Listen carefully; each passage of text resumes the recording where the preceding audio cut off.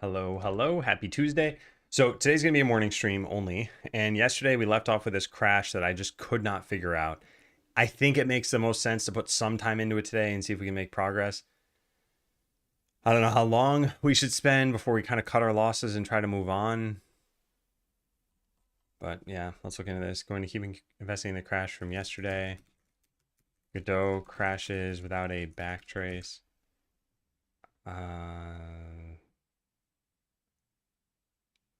Yeah, but it's only some of the time, and it's difficult to isolate what's causing it.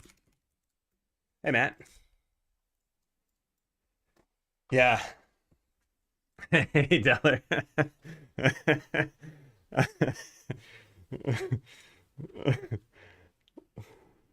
I appreciate the hello. Yeah, just kind of general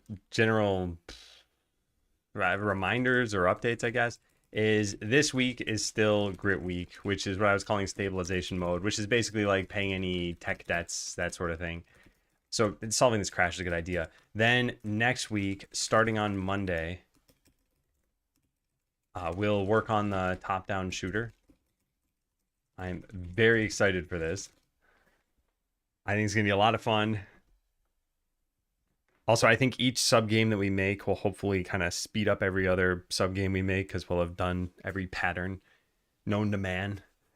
You know, animations and moving and shooting and dialogue and whatever else. Yeah.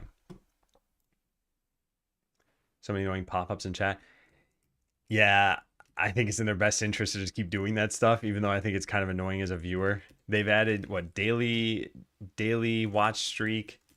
They have weekly rewards now.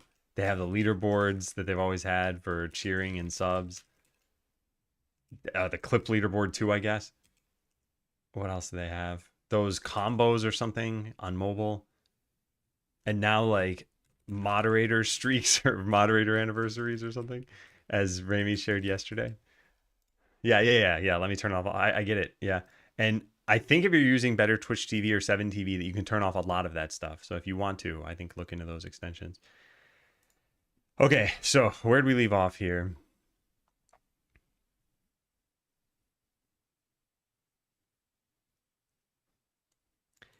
Yeah, I do want to do this. This doesn't matter.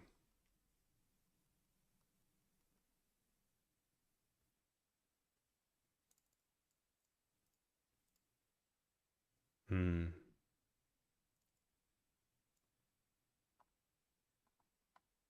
Where I left off. Only idea I had is keep pruning the farming scene until we get down to the bare bones implementation. Load directly into that scene instead of going to main. Well, I mean, we have to go to main. I wonder if this would repro. So let's try running this.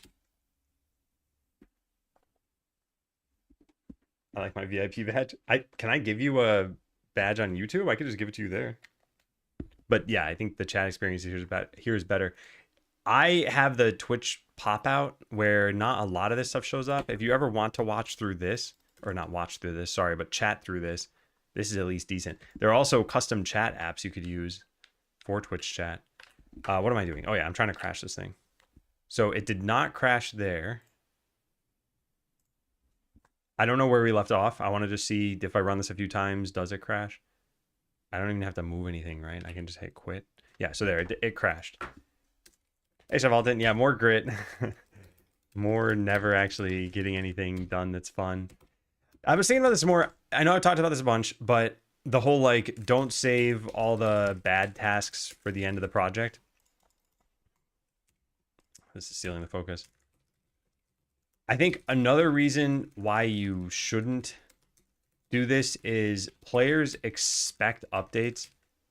So if you burn all of your energy on unfun stuff, you'll be less likely to want to update. I don't think I can really apply this for Stuck in a Broken Tutorial, though. It's a linear story game. So we can't just tack on extra content somewhere. It would change the pacing. But I could make DLC or a sequel. Maybe DLC. I need to think of how we'll slot that in. Anyway. All right, so I started this up again. I want to see, does quitting from here cause a problem too? It didn't there, but that doesn't mean that it won't ever do it. It's just coming from warming up the dialogue, right? So this should happen. I've tried 2 times and it hasn't crashed. 3 times and it hasn't crashed. Like, is there something special about that scene that I'm in? 4 times and it hasn't crashed. Hey, Blob.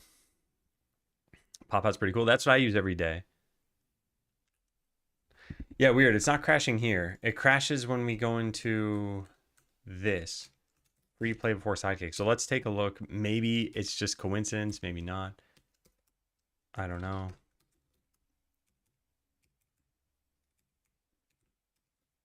Farming game. Set current zone immediate. Maybe this is the issue? Play normally just sets it to the farm zone, which might have already...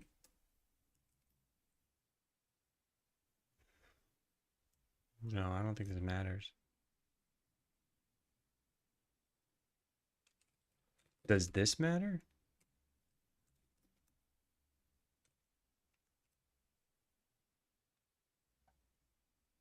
Pause menu, return the title requested.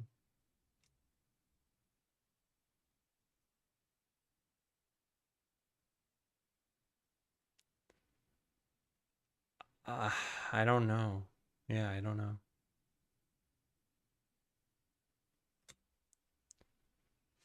What do we do here? Free this? Okay, yeah. I don't see anything.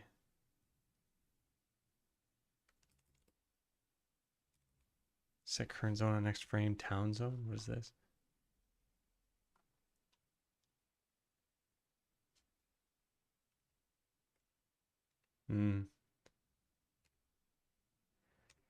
I think all this is fine. I don't understand why this wouldn't cause a crash.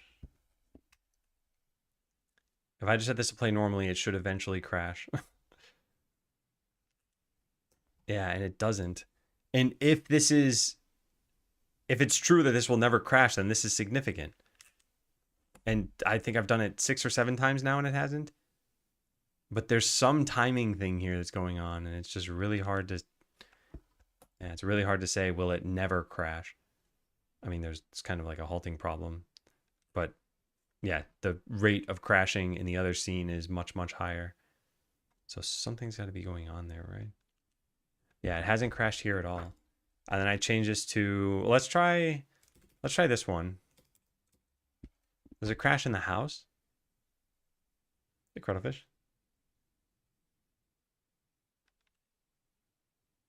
Still isn't happening. Huge sidebars and gigantic padding on everything can't be compacted. The things we've lost. I think a lot of this comes down to having to monitor... Oh, what's that? Terminating due to uncaught exception. Okay, that's different. Got a new crash when reproing from inside the house. Still no information there. I guess we could pass -- verbose to this. Anyway, I was going to say a lot of this is a component of just needing to monetize services at some point. Like, I can only imagine how Skeleseller would look if some gigantic company owned it.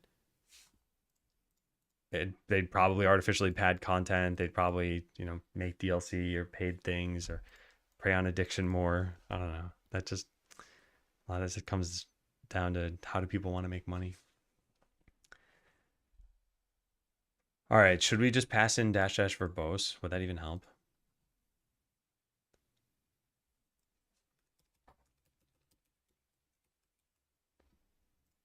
Let's see. I mean, it's going to spam me with a whole bunch of stuff. Did it happen now? It didn't. I wonder if I can get any more here. More product people adding stuff just to add stuff. I don't think having a non-collapsible sidebar is making any money. I mean, I don't know about Slack, but at least in the Twitch case, I think a lot of this stuff is to get you to participate in Twitch more. So, yeah, maybe Slack just made a UX misstep.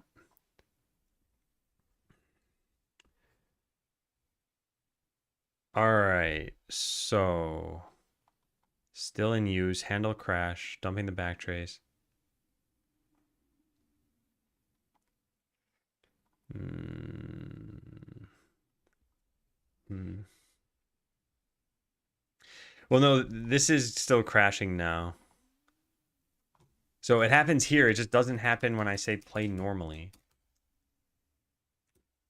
So it feels like there's something about being in the farm scene for the second time that causes a problem. And there's some special code about that. So like it is possible that's what's causing it. It's just, yeah, what could that be? I'll go look at it again in a sec. But yeah, so far this has never actually crashed here, huh? Weird. Weird, weird, weird. Okay, so let's go find that. There's a save system with is in farming game for second time. Yeah. I'm gonna go look through all of this and let's start at the end because I started at the beginning the first time. It's just a hack for when you cheat past the first time on the farm. We need to update the environment in the farm zone. I mean, this could be it. Let's just turn this off and see what happens. Whoops. Well, this is not even code that's being called, but still, as long as I ran it, I might as well just quit and see if it crashes. No. Yeah, no crash. Okay, that's fine. Play after Fever Dream. Actually, it's play normally after Fever Dream. Yeah, this one. If this stops crashing, then it must have come down to this. But I don't believe that this is the case. I mean, it didn't crash, but that doesn't mean anything. I've got to run it like 4 times and make sure it doesn't crash.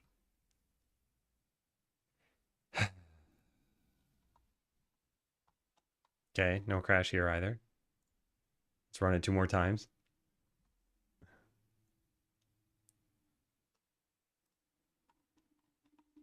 Still no crash. Oh man, if it's this. I wonder what would do this though.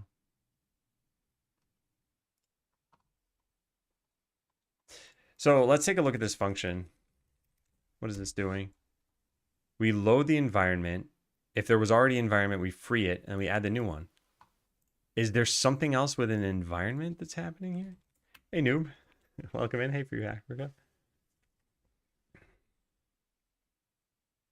They eventually had a collapse button. Huh. Yeah, the Blizzard launcher, I was never in for very long. I would just launch the game and then not look at it again. Hey, ABC. And noob, thanks for the resub. Happy 53 months. Crash hunting continues. Crash hunting continues. Yeah. Yeah, welcome back, noob. Almost at 4.5 years. Okay, so something in here is probably happening. Hey, Kyle. What time do you normally start? I'm guessing you're on the West Coast like me. Do you start at 8 a.m.? I used to say that I start at 9 a.m. and then actually start at 8:30 a.m. And now I do it a half hour ahead of time. I advertise it's about 8:30 and I actually start around 8. And part of the reason why is because my wife and I go on a walk now in the mornings and 8 is like the cat's feeding time. So we try to make it back in time, then I shower, then I can usually start around then. But yeah, I think this has been working pretty well for me. Okay, so we add a layer, cache camera bound, set up invisible boundaries. Is there anything here that is problematic? Add static body with rectangle shape. Like, this is adding it to the scene, right? Yes. I don't think this would cause a problem. And this might not actually be causing a problem. The other thing what we could try to do is cut out parts of this.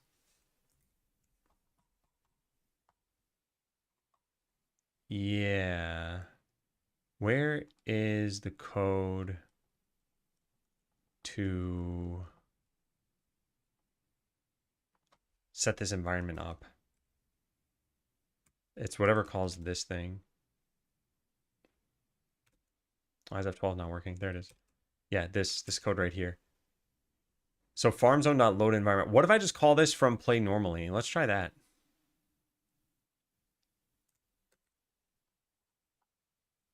Yeah, let's try that. Let's just see what happens. Does this cause a crash?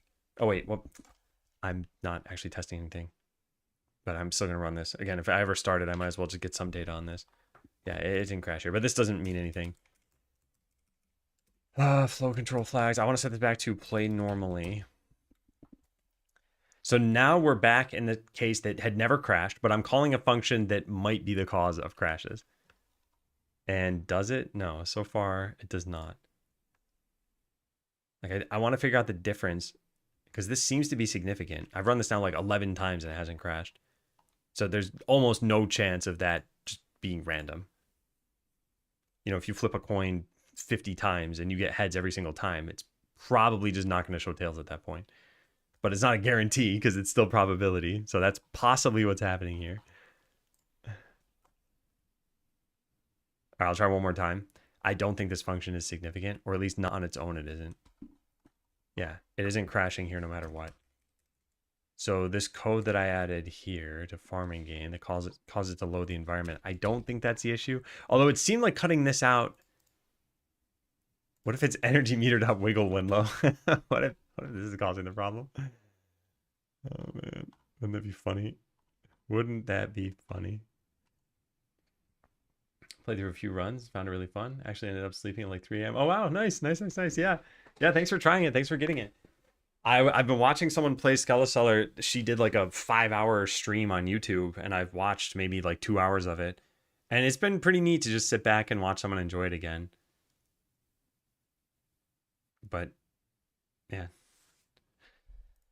Yeah, I wonder how the Steam Summer Sale will do for it. All right, well, we could test this out too. I could just run this no matter what.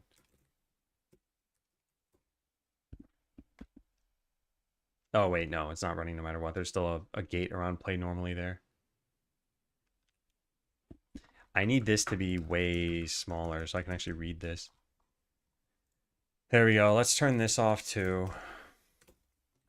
And I'm just testing random stuff. This is kind of a dumb way to go about doing things. This is how I was yesterday too. I wasn't really making progress anymore. I don't think it's either of these. I think there's something about maybe loading the town scene in particular or the house scene in particular. What would it be? Yeah, this just never crashes. Roman Mage Achievement, they got me going, oh, cool. Yeah. I kind of just added that on a whim toward the end. It's a little bit polarizing for people. I don't think it's that bad, though. All right, well, let's put this back to how it was, and let's keep searching through this and see what else is different here.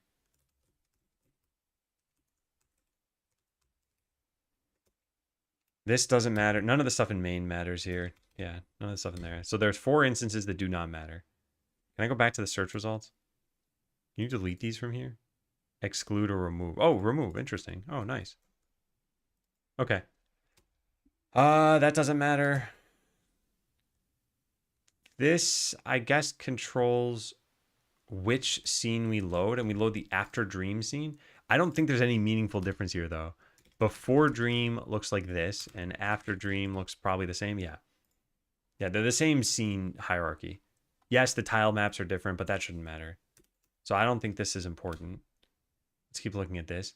Initializing your house interior. This is just the player position. That shouldn't matter. This is which dialogue to start, and we don't start any dialogues. This is to start a cutscene, but we've never actually tested this path. This is when you enter the town from the farm, which again, we don't do. Wait, we do this twice here? This shouldn't be done. Oh, I see. All right, that's a little bit silly. Yeah. Then we set a bunch of this stuff, and that's it. Yeah. So I don't think this is important. Also, I guess I could have tested this by just setting this here. That would have been the easiest way. Then now it's exactly the same code that would have run for everything else. Is there any other difference, I wonder? Yeah, I've never gotten this one to crash for some reason. But where's the other one? This one does cause it to crash. All right, well, if we're going to do this, let's just change this code here. And do that. So there, now we should be in the exact same state as before. So this should crash. We're going to be inside the house now. And when I say this should crash, I don't mean every single time. Why this is so annoying. Hey, Goose. So to see how we add sand and gravel to this game. Oh, we're gritting it up in the game. We will not have any smooth surfaces in the game. Gonna remove glass. Gonna remove polished concrete. Any varnished wood. Huh. It's not happening now. What?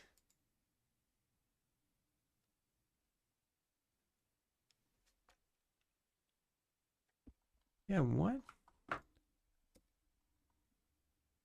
What's the difference here?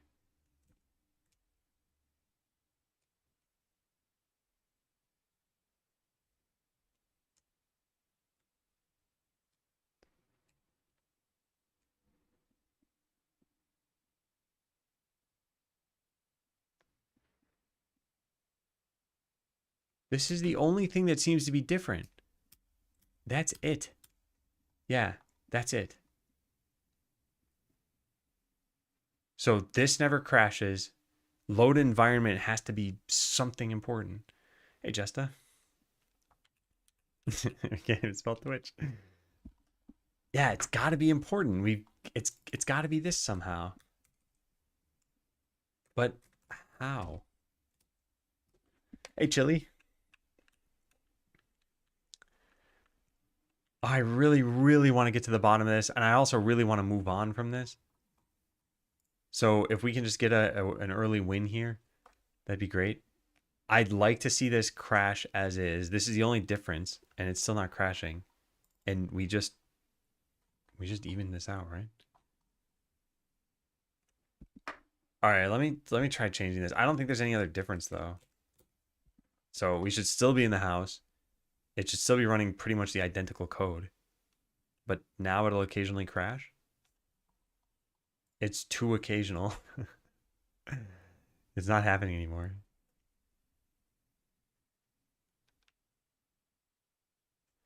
I wonder if we have to... Okay, so here's something I noticed.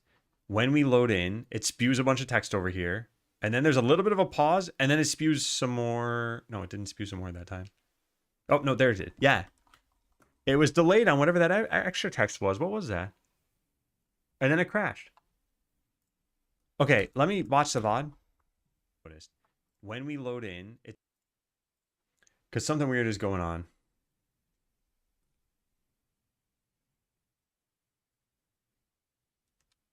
Yeah, what was the text just before this?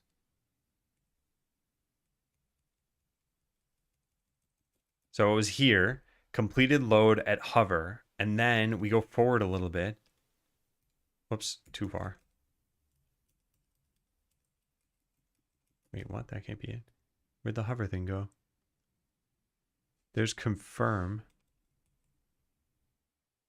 There's hover. Oh my God. Okay, I have an idea. I think this might be caused by button sounds when you're quitting the game.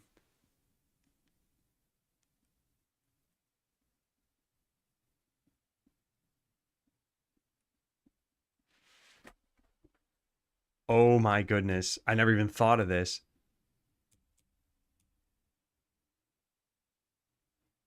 Because yeah, you press confirm when you quit the game, it plays a boop sound.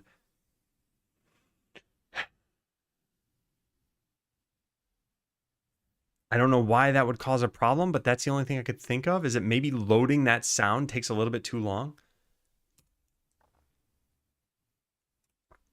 Okay. If this is it, this is nuts. Yeah, this is super crazy. Okay, so hunch. Playing a sound while trying to quit could be the problem. Maybe test with a very large .wav file. So crashing when quitting. Yeah, it's crashing when quitting. Yep. Resources already unloaded from memory. I'm not totally sure yet. I don't want to be too prescriptive about what I think the cause is, other than where the cause might be. And the way we can test this is by changing the confirm button sound. Oh, that's weird. I can't find confirm. It's definitely, yeah, here it is. UI, whoops. Ugh, I accidentally pressed down. Yeah, it's this. So 20 confirmed 10. That's what we saw in there, right? 20 confirmed 10. Yeah. Yeah. So we replaced this with just a very, very large wave file. So what's the largest wave file we've got right now?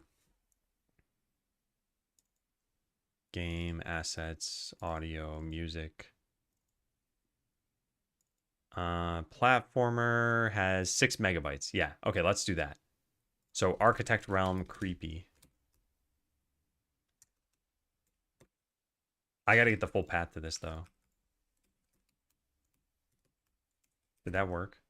Yes. Okay. So I want it to be this.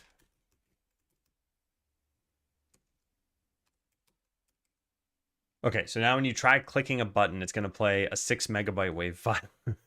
Let's see if this causes a crash more often. And actually, I could change this. Oh my god, if this is the cause. Maybe trying to play click audio sound while exiting the game.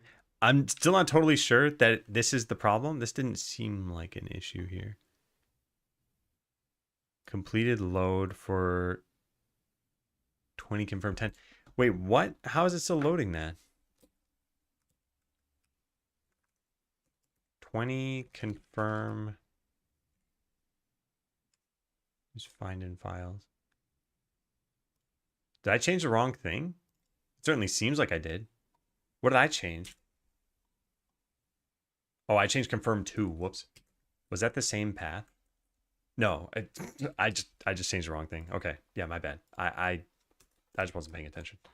Okay, let's go up to here and put that there. There we go. All right, now we've changed the correct thing.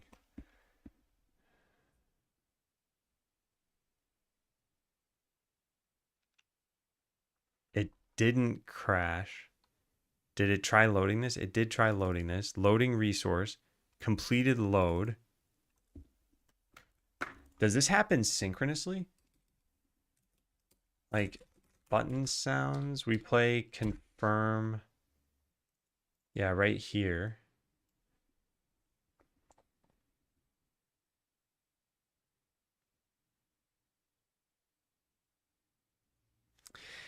All right. Let's try something. This is kind of stupid, but I want to make this file gigantic. Now, I'm not positive how this stuff gets compressed, if at all. So what I'm going to try here is we're going to select everything and change the tempo to be, oh, like wait, what? Yeah, there we go. Okay, so length is going to be 10 minutes. Does this actually make the file bigger? It should. But I mean, it's, this were like a bitmap, it wouldn't. Well, not necessarily, at least. What am I doing? Export. Okay, yeah, save it in temp. Does it have an estimated size? It doesn't. I'm hoping it's pretty large. It doesn't seem like it's large. Or at least that finished very quickly. 111 megabytes. Okay, perfect. Yeah. So now we paste this here, replace, and try running this. So I was going to try to load 111 megabytes when you press the quit button. And if this is asynchronous, it should quit before it can do that. It still says completed load.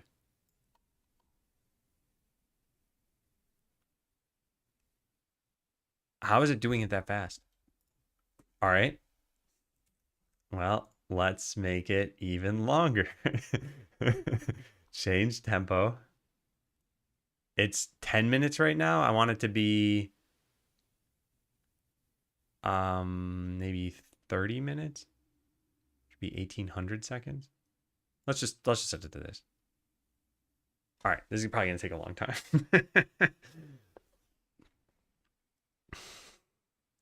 It might be loading it in a streaming way so that it doesn't matter what the file size is. It's still gonna just start to play the audio. There might be a way to stop that from happening. There's the audio system play sound. How does this work? We get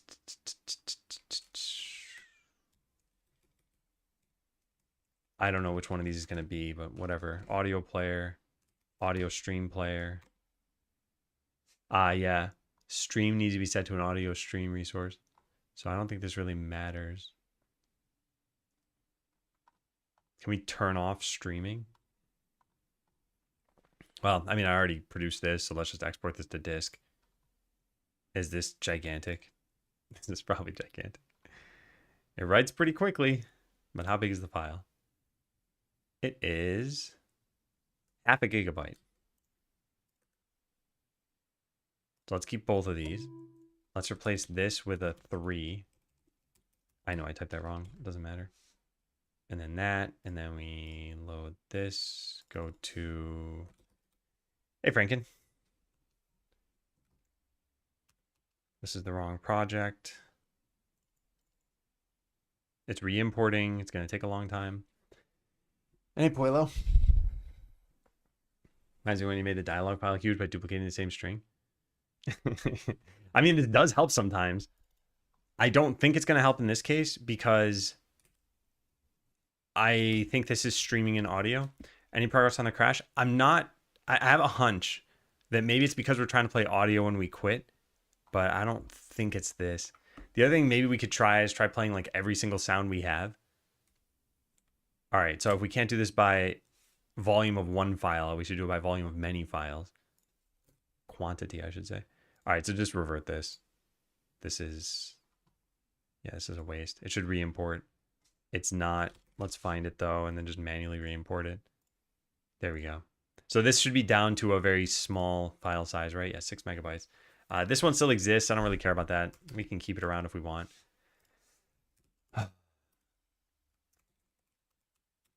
Button sounds. Okay, we're going to change this. We're going to have it play basically every single sound we have. Worth turning off the button audio to see if it crashes. Yeah, we could just stop playing this. And then in flow control flags, set this to after Fever Dream and try running this. What I'm hoping to do is get it to crash 100% of the time. But getting it to never crash could also help. The problem is it's really hard to test never crashing because it's the absence of something and it already doesn't happen 100% of the time. So we just did it once and it didn't crash. We did it a second time and it didn't crash. So it's possible that we removed the crash. It is possible, but it's not a guarantee. Third time and it didn't crash. I'll try 2 more times. And then we're going to try forcing it to crash. Yeah. All right, one more time. It still has not crashed. This is so tricky. Also, this doesn't happen from Godot. We need to remember that. I don't know why that's the case, though. But yeah, okay, so far, no crash. So it is possibly coming from this. So I want to try playing every single sound in the game. I'm just going to copy all of these. And we're going to replace this here.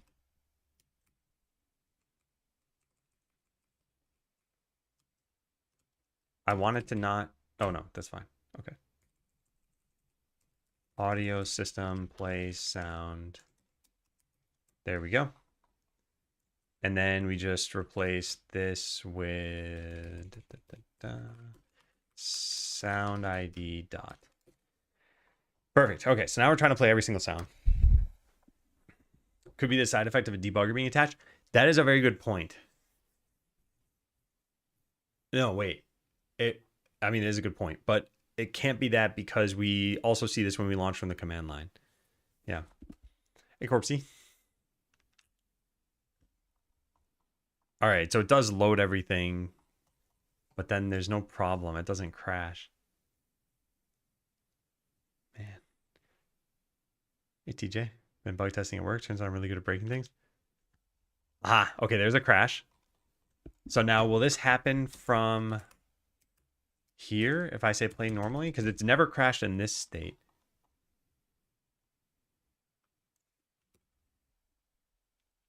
Man. Be so happy. If we can get through this and nothing else today, I'd still be happy. This would be fine. Okay, did not crash that time.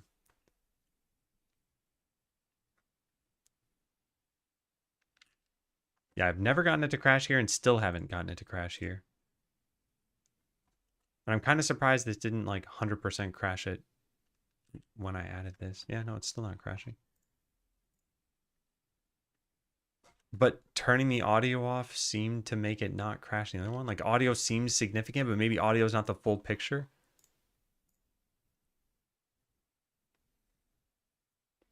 Maybe don't quit immediately. I've tried a bunch of different things, and like I try to run it the same way every time. So yeah, there it just crashed, and I waited a little bit longer. So yeah, hey Jay Cotter. So now let's remove the audio stuff. So we did get it to crash there. So we delete this.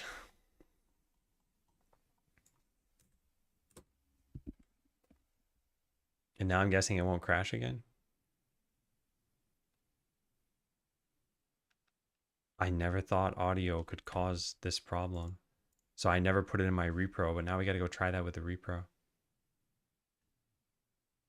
And then some scripts get used. Yeah, it crashed even without the audio. Okay, so it's not the audio on the buttons.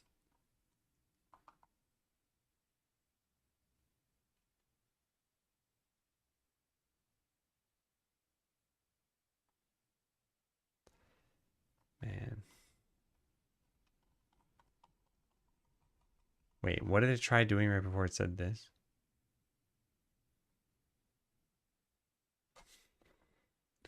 Plays the hover sound. I mean, the hover sound could be causing it. Yeah. I could turn that off too. That's focus entered. Is there any other hover button? UI hover button. Do we ever play this somewhere else? Foldable container sounds. That's on in this screen. That's on in this screen. And that's on in this screen. So yeah, the only place where we even try playing this is commented out now. Okay, so does it crash again? Because yeah, it could be the hover sound.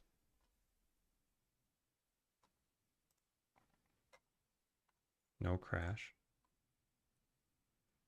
I could go make a minimal repro for this pretty soon. And yeah, maybe that'll show off the problem. No, it crashed again. So it's not button sounds at all. Yeah, there's nothing here about a wave file now. We load a whole bunch of... Can I copy this whole thing? Is this one run or is this many runs? I think it's one. We could just search for it by finding this. Yeah, it's just a single run. All right, does it load any wave files? It loads some of them. But I don't think it's still loading them when we're about to quit. And then the crash happens here. I mean, this is the last line to print. That doesn't mean it's the cause of the problem.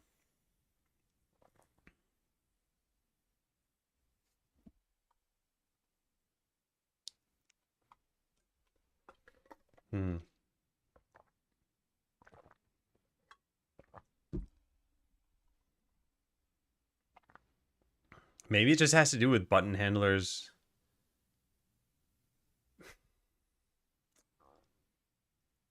I don't know.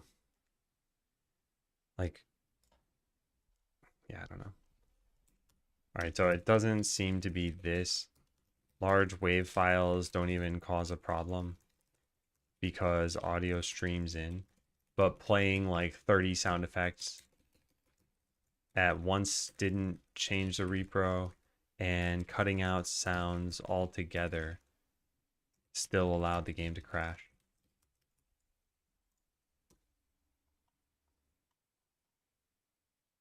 The only other thing we have here is this has meta and remove meta. I'm going to delete those.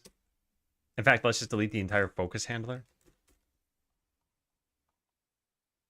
So grab focus silently. We'll also just delete this. I'll just use the mouse. So if it still crashes, it has nothing to do with button sounds. Oh, what a pain.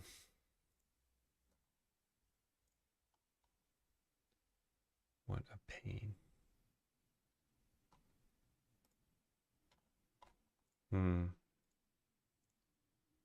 Hey, Pickle. I guess the other thing too is if a button has a focus listener, that it could be code there that we've now cut out. So this so far hasn't happened.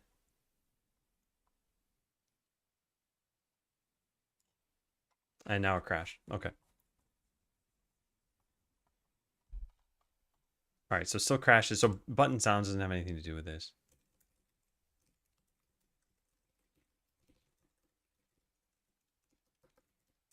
I commented out the whole thing. And it still crashed. The logs from a successful run look pretty much identical to the logs from the unsuccessful run. Except, I mean, we can look at what happens after removed interface. So let's see. Does this crash? Yeah, this did not crash. So here's a successful run. We can compare the two. Okay, that's kind of interesting. Windows 0 adapter activated. It doesn't activate in the crash version. Because I was going to say, it's all the stuff that happens over here. Oh, it activates way down here. So this thing, if it activates too late, that causes a crash. It's a pretty good suggestion, Cotter. I'll give you a point. Hey, Phil.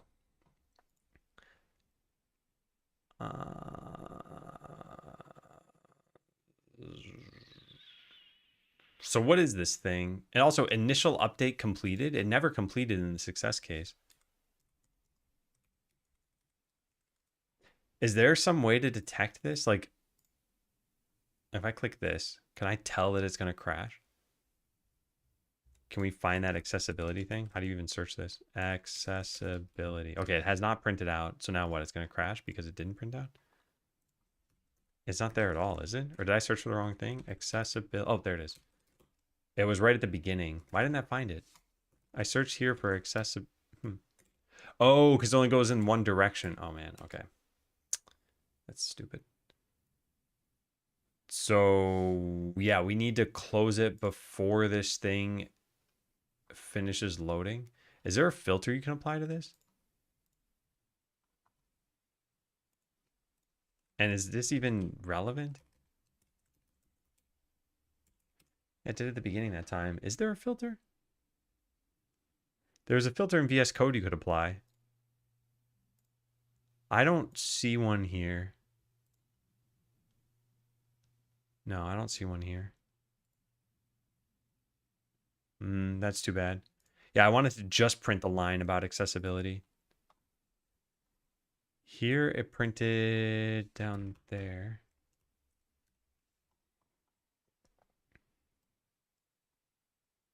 I guess it usually is toward the bottom. But wouldn't this suggest that if we just leave it for long enough, everything will be fine?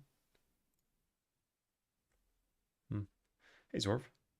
There's a way to disable accessibility. Check if it's this. Yeah, I need to find out what that line even means. So here it printed at the bottom. We hit quit and it crashes.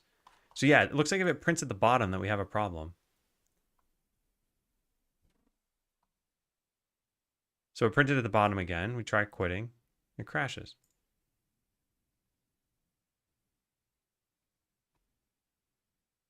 I think it printed at the top that time, so now it won't crash. No, it crashed anyway. Maybe that's a red herring. I don't know. Right before a crash indicates a fatal failure during the Vulkan initialization sequence, often related to dual GPUs or driver issues. It's usually resolved by switching rendering method, updating graphics drivers, or disabling integrated graphics. Do you mind linking to where you found that? Let me search for it.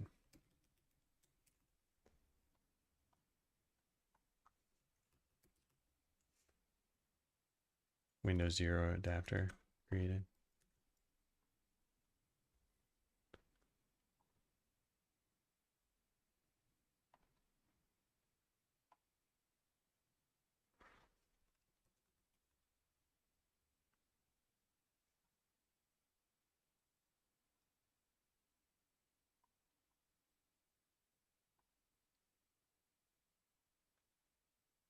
PM suspend.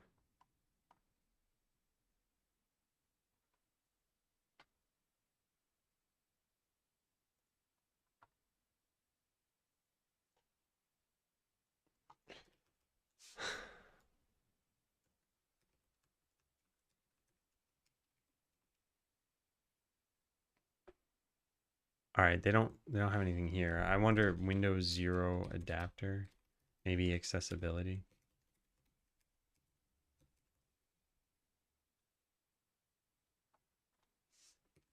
Maybe like this. Hey, human puppet. Is that a new bug? So this has been in my game for a while, but I don't know how long this has been crashing in Godot.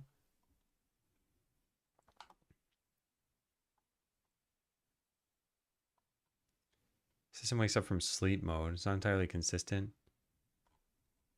By curiosity, what are the responses like to this person?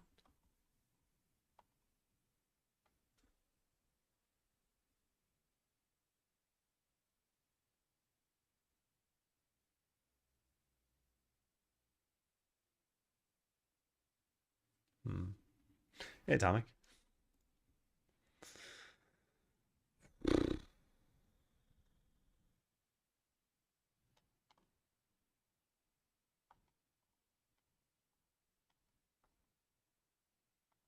Updated my drivers. It seems to have resolved my issue.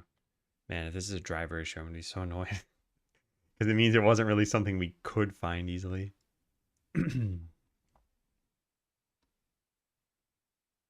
I don't even know how to do this on a Mac. Mac Studio update GPU drivers. Doesn't Apple handle all of this stuff?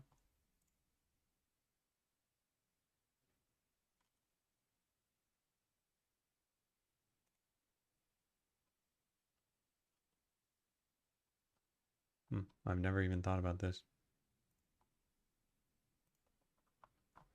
Yeah, it's probably just part of the OS.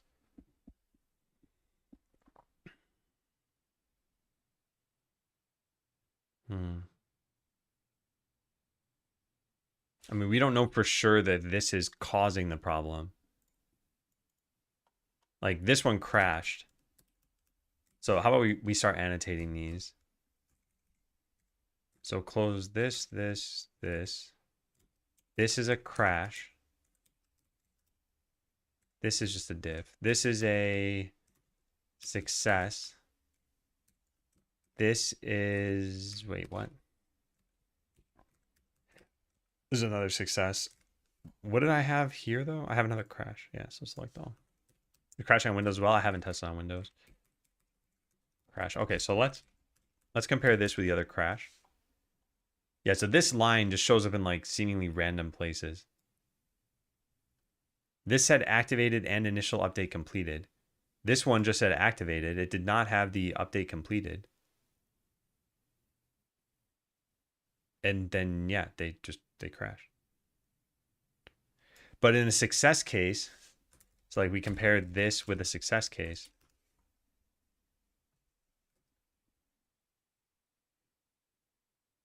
That was probably just me typing that in. I probably didn't. Yeah. Here it just crashes.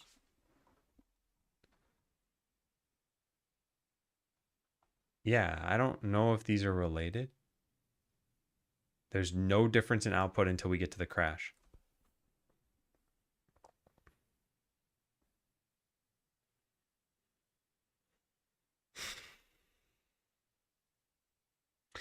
All right, let's try changing renderers. There used to be a way to do this at the upper right. It's not there anymore. Huh. Also, what is this movie maker mode? What? I don't think I knew about this. I gotta test that out at some point. I'll write that down over here somewhere. Actually, I'll just write it down in the afternoon list. Write a note to try Godot's built-in movie maker mode. Jump to a 3 to 7 day old version of the project and try to reproduce. I think it was happening then too. I don't remember when I wrote this note, but it was a while ago. Oh wait, I could find out when because I made a file. Yeah, it's been happening since at least April 29th. And possibly earlier than that, and I was just annoyed enough to do something about it on April 29th. Microsoft is seething. Clippy Godot manager. All right, we're going to try changing the renderer, which I don't even know where that is anymore. Here, forward plus, let's set it to compatibility, restart. So if this never happens again, then it's a renderer related issue.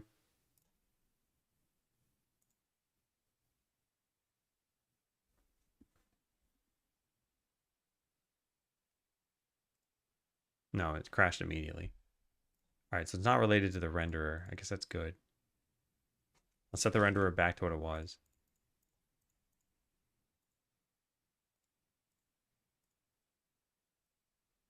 Yeah. Trying to close the game before it ends all the other processes.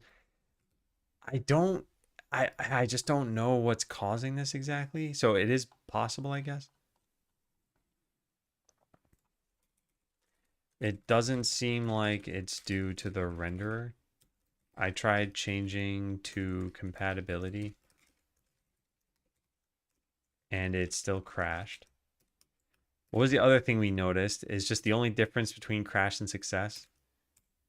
Yeah, the verbose logs have no real difference between crash and success other than the crash message itself. Keep that render and it might have 100% crash rate. Yeah, we could try that out. Well, I think it crashes 100% of the time if I just wait long enough. So like now we're on the original renderer, which is forward plus. If I just wait long enough and then press escape and go to quick game, it seems like it always crashes. So this suggests that there is a race condition and that waiting actually makes it worse. I don't know what could be causing that. But hey, at this point, maybe we just keep pruning down the code until we find it. Seems like the crash happens consistently if we wait long enough. So maybe we should just prune the code down some more. Now, one thing that does seem to prevent the crash from happening is if we get rid of this. If I get rid of that line, everything seems fine. So it seems like it has to do with yarn spinner somehow. But let's try it. So I wait a little bit and I click this. Yeah, it never seems to crash if I cut out this line. Now, unfortunately, that line on its own does not tell us a whole lot because yarn spinner is a pretty complex system. So it's doing a lot. But yeah, I ran twice so far. It hasn't crashed. So I'm pretty certain it has to do with yarn spinner. That's why all these button things that I was talking about, yeah, I don't know, just aren't correct. Now, is there some way to tear down the dialogue? Like, should I just dispose of this first? The dialogue is inside the scene tree, so it will get freed. There's a disconnect function here. What is that? Disconnect signal. No, that's just the opposite of connect. I thought it might have been a yarn spinner specific thing, which does not have the concept of connect.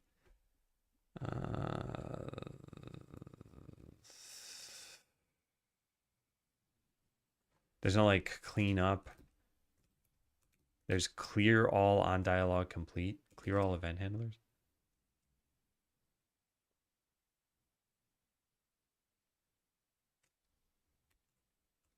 There was also something that said stop dialogue, and stop forget. Hey, Mooncakes. Could it be possible you're leaving the quit menu too early or too quickly and stuff in the background doesn't get to load before you quit? Yeah, almost anything's possible at this point. The problem with the quitting parts of investigating this is that the way that we quit is just by calling getTree.quit. So like, it's not like we're doing step 1, step 2, step 3, and then we could wait a little bit longer before step 4. It's like we just tell Godot, go quit everything. What we could do is we could change this to what I have here, which is pretty much like free the game and then wait a long time and then quit.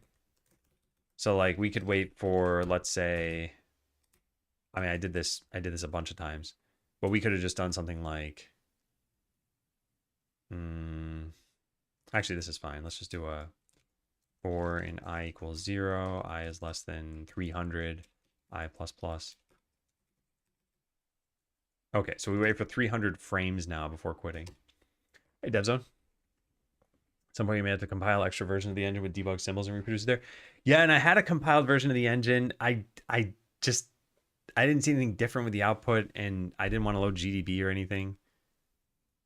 All right, so now we clicked quit, and now after 300 frames, it should quit. Yeah. That is quite a long time. But now I'm guessing it won't ever crash. Maybe it will. Where is the farming game thing that we did? Yeah, we're calling start dialogue. Let's set this to 30. Something that gives it a reasonable amount of time. So it would have fully queue freed everything in that amount of time. I expect that we're off by some number of frames, really. So yeah, let's just click quit. That looks like it crashed. That looks like we got a backtrace, though. Look at that. The line presenter is still trying to access something. That could certainly be it. That could certainly be it. Move next, run internal, finish slow.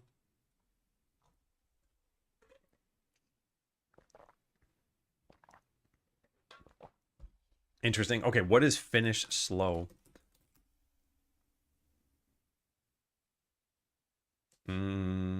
That's weird. Can't find it at all. Oh, it's in system threading. I thought that was yarn threading. Okay, no, this is fine. So finish slow is a built-in. So let's just look at that. C# finish slow thread. Where's... Okay, let's try system.threading.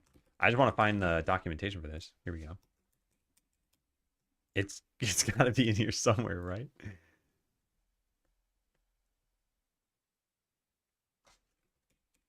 Huh. Strange. Let's just do system.threading. What was it called? Tasks. Oh, it's a task. It's not a thread. Finish slow.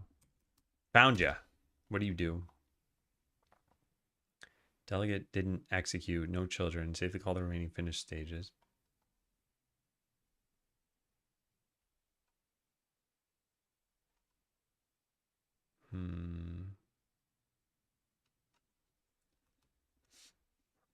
System threading tasks task finish slow task. Huh. Yeah, it's strange that it doesn't show up here. Strange that finish doesn't even show up. This isn't, yeah, this isn't the right thing. It must not be public. No, it's private. I just want to see what this is supposed to do.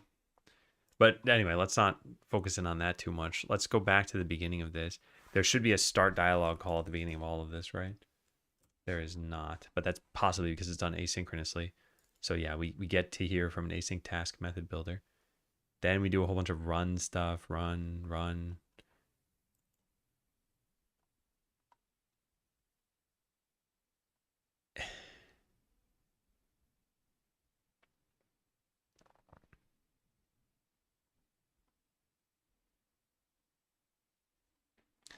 This just doesn't look that helpful. Also, it's looping, right? Like these things show up a bunch of times. If I search for this, for example.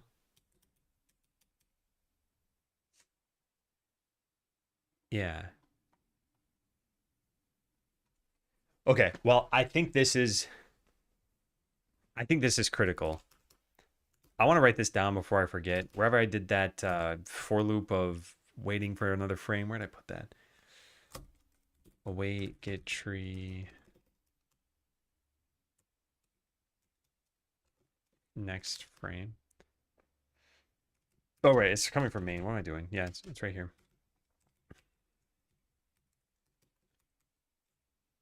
All right. So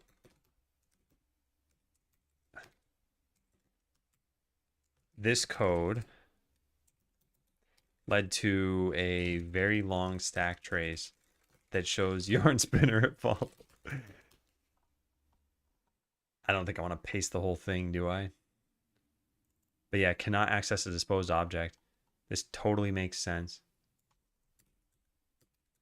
So there must be a race condition between this and the cleanup that we do. So we need to find a way to totally cancel the dialogue before quitting, and then maybe we're just fine. And I mean, there are functions that probably do this. So in farm game, we have a dispose function. And I think we probably just do like runner, or maybe if, well, how about this? Let's just do runner dot stop forget. I don't know, let's try that, see what happens. Hey, Nine. Hey, Krasner. Has it stopped dialogue in the repo and then maybe they're expecting you to call before quitting? Yeah, it might be.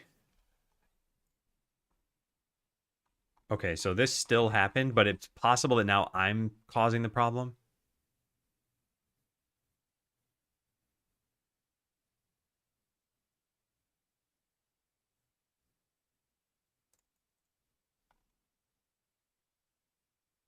No, I don't think I'm causing the problem now. I was wondering if it was already disposed of from my dispose method. It doesn't seem like it.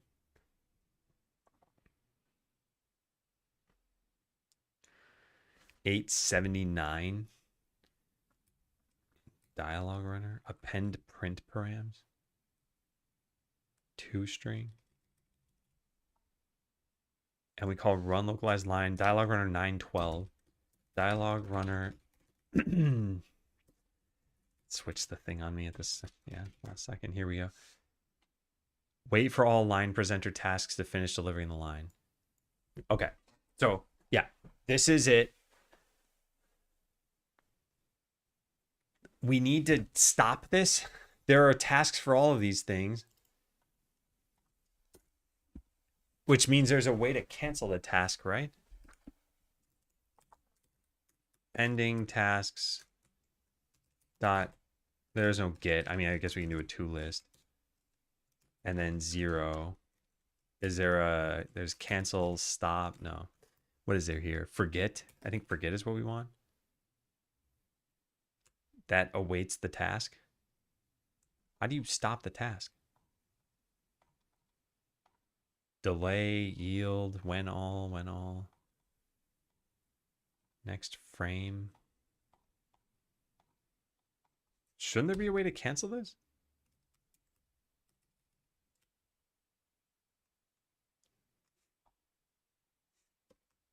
Huh.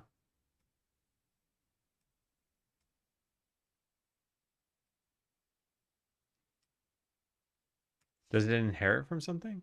No. It's just a struct. Oh, but it has a task inside of it. This task is probably cancelable. Or stoppable or something. Is canceled. That suggests that there's some cancel API. What sets this to true? State flags, task state flags canceled. Okay, what changes the state flags? Is completed. Is cancellation acknowledged? How do you... Is cancellation requested? Where's that? Yeah, how do you request it?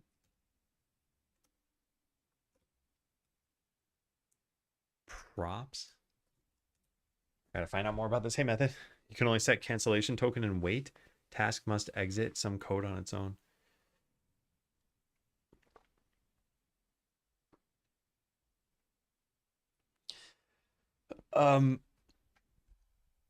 Huh.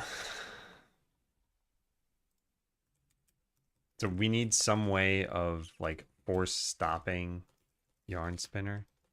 Not totally sure how we're supposed to do this. Also, why didn't this happen? Why didn't this happen to my repro project? And why doesn't it happen when I load from Godot? So many questions I have. But yeah, it seems like it's consistently happening now. Oh, whoops. Yeah. Yeah, you can link something. Yeah, sure. All right, so I just do this. I click quit. And it crashes every single time now. This might be a different crash, by the way. You have a dialogue runner on tree exit. You need to tell the presenters to die. The next frame they'll get cleaned up when deferred. Forcefully cleans the tree when booting through Godot.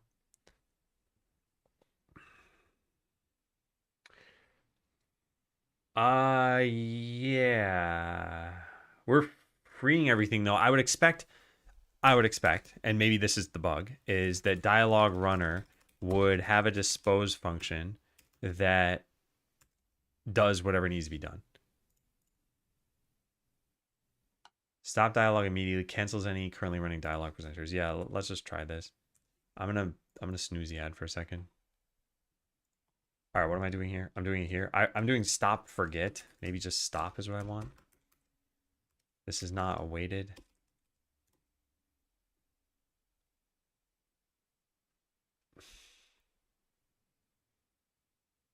So we quit that. It ran my code. It still calls this stuff. Something's trying to access line presenter after it's been disposed. We dispose this thing here. Then we start freeing everything. So yeah, maybe this is a slightly different problem. And the thing trying to access the presenter is this. So something here is trying to access the line presenter. How many pending tasks do we have? Just 2. This one, run line and invoke completion, which tries accessing a presenter. Where do we get this presenter from? Just dialog presenters? Okay, so that must be the line presenter. Run localized line. So I want this to not run anymore. What calls this? 2 different things. Online received. Don't I have a stop dialog call? Don't I call that at some point? I have to call it because I have that warm up dialog thing. Yeah, runner.stop.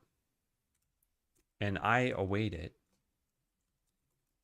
which we can't do from here. What's still trying to access this though?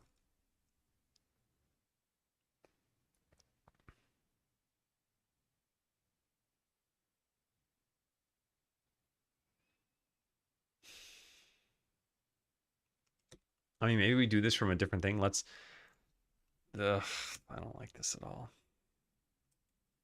Public void stop dialog runner. Or async tasks stop dialog runner. And await this. And then call this from main. So we're not going to queue free this just yet. We're going to cast it to a farming game. Current game. We're going to call stop dialog runner. Await this. Which I guess we need to do in another function. Testeroni. Private async. And now we can call await from in here.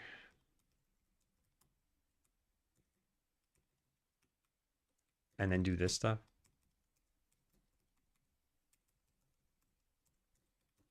All right, let's try that. I guess this isn't needed at all.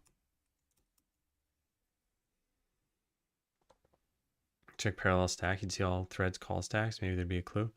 Yeah, maybe I should take a look at that next. Oh, look at that. It works now. It's gonna be annoying because even if this is the solution, I need to figure out a way to have everything like tear down cleanly that might have a dialogue runner. Oh no, it crashed that time. No, this didn't work. But did it crash with... No, it didn't crash anything extra.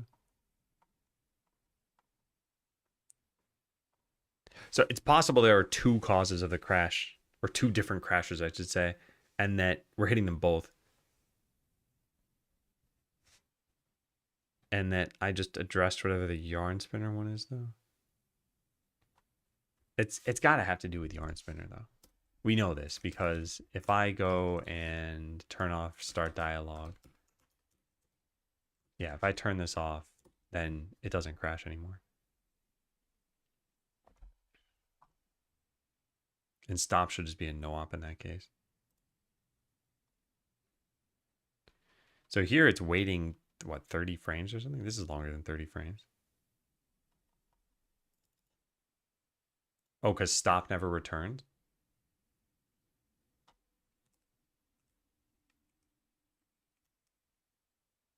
Canceled dialogue.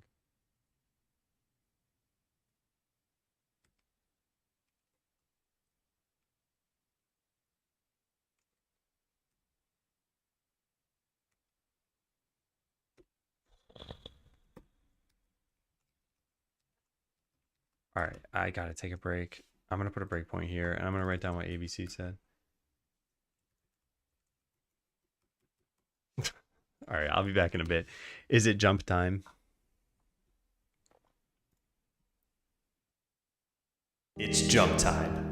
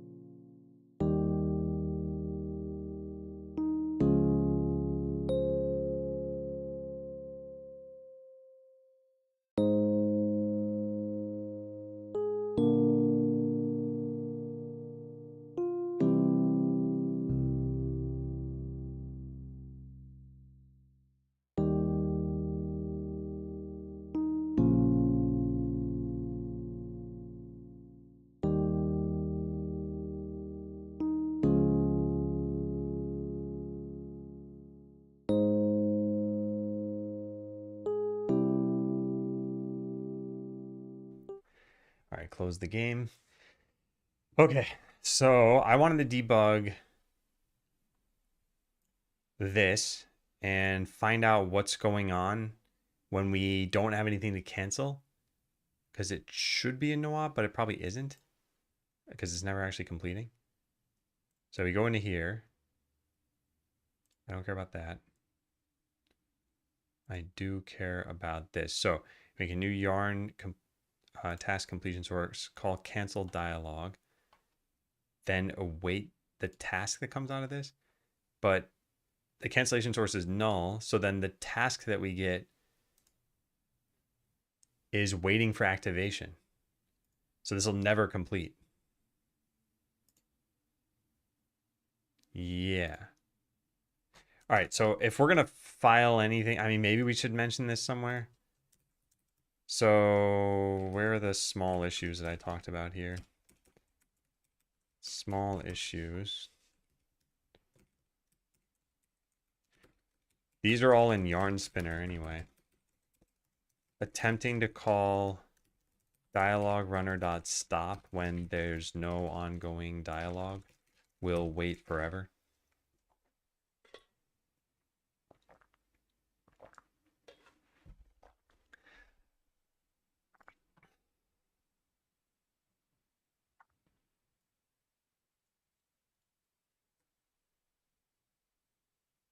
Task completion source dot task. Yeah. All right. Well, that's something that if we get rid of this, it'll run synchronously. That's fine. I just want to make sure this doesn't crash and then it closes after whatever it is, 10 frames. Yeah. Yeah, everything's fine there.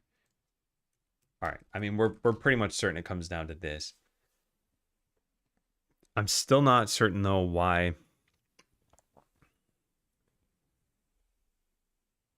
this didn't cause a problem. Oh, you know what it might have been? It might have been because in my test project that I had, my script only has a single line in it, I'm pretty sure.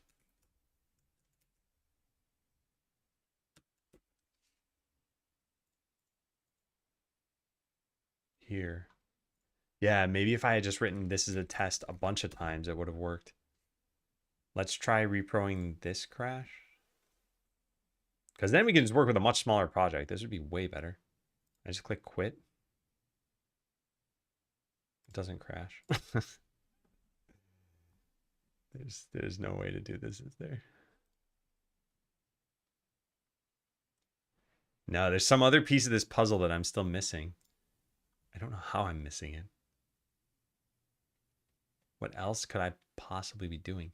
One of the line presenters is still running. I have an extra line presenter here, don't I? Dialogue runner. No, I just have the one. Because I've deleted so much from this project. Oh wait, no, this is the wrong project. But I think I probably did delete it from here too. Dialogue presenter. Yeah, I did delete it from here. So we only have the one. You need a line presenter. Some other reason why that's not working. All right, let's get rid of this. So what did ABC say? You can stop with a breakpoint on when all and check parallel stack. You'd see all threads call stacks. Maybe there'd be a clue. Yeah, let's go do that. So dialogue runner when all. Now there's a when all around 912. Here it is, 912. Debug.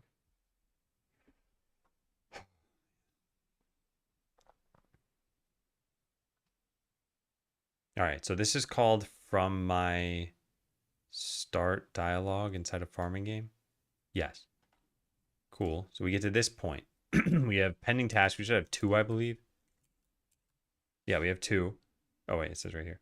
And then we can figure out what state they're in. The second one is in ran to completion. That's this one. Wait for GDScript presenter. We don't have a GDScript presenter. So that must be why it's in ran to completion. Yeah. But the first one is in what state? Async state is null. Cancellation pending is false.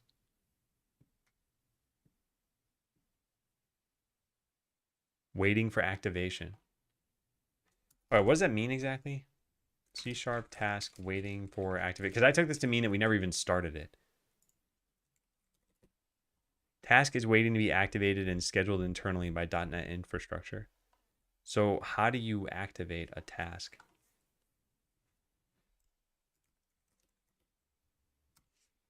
Can I read more about tasks in general?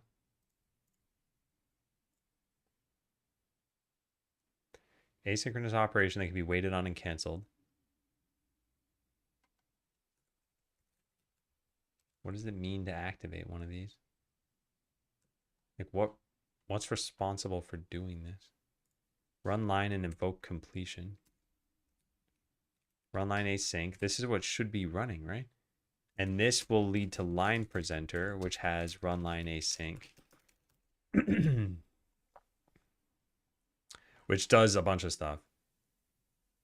We're going to slowly print out letters here, but we won't be done.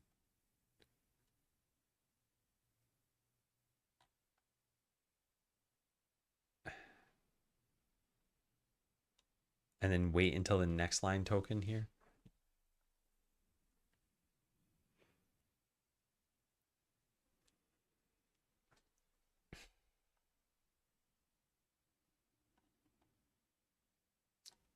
I don't fully understand this, but maybe we should put a breakpoint here or just inside of runline async. inline presenter.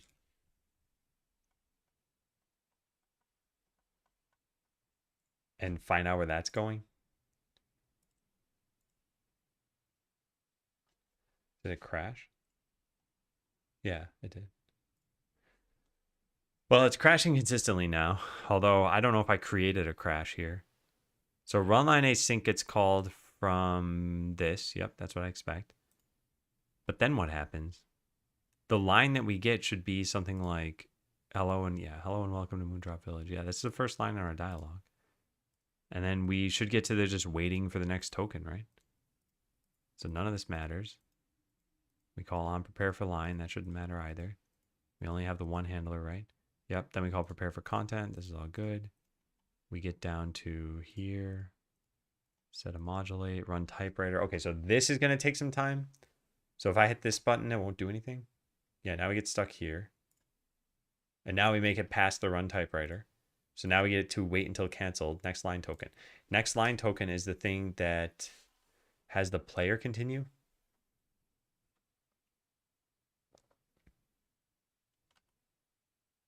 So this should never finish. Actually, it would if I press a button on the keyboard now. If I press space. If I press enter. Wait, what?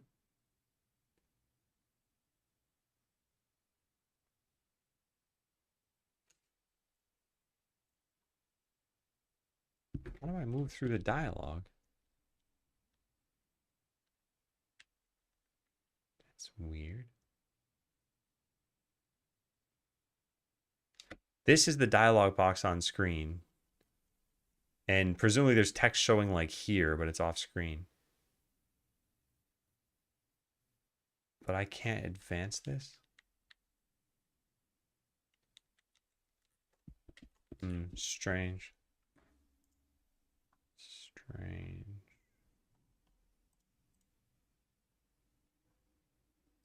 I mean, maybe we should just put it on screen so I can see it. Like what's going on with this. Yeah, this. Just move the whole thing. No, not you.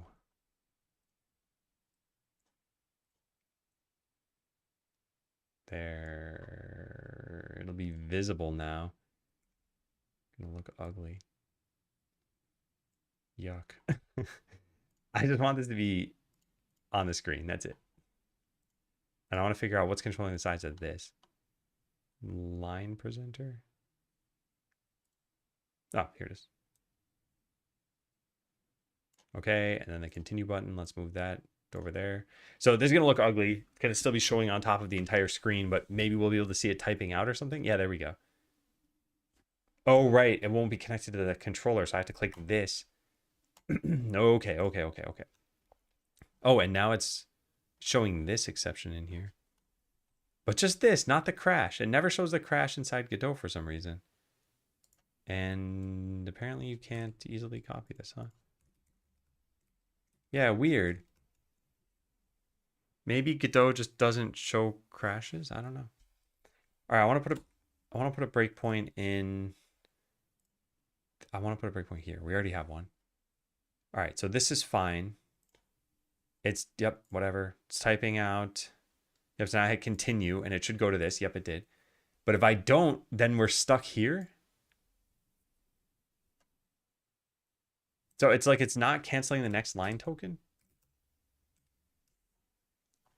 Again, I don't know for sure this is the problem. But let's write this down.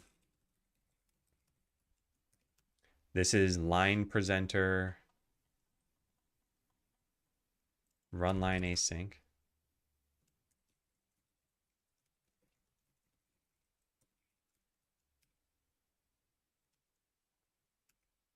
Next token, next line token. And nothing is responsible for cleaning this up? No. Couldn't we try doing that? Dialog presenter base, is there like a stop on here? Nope. All right, so let's make a public void stop next line token thing.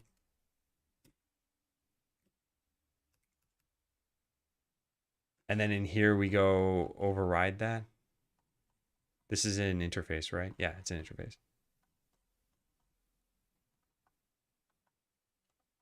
Yeah, this might break everything. All right, public void stop whatever next line token. Yeah. So this only comes from token, line cancellation token, and run line async, which is passed in from the dialog presenter base, right?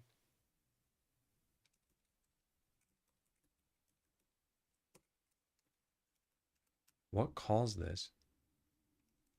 Dialog runner. Here it is. There's the token. And then the token is, no, the token's not added here. So we have no way of canceling this. Oh, we have a task that takes in the token, meta token. Huh. Hey, Pressel. We call this morning.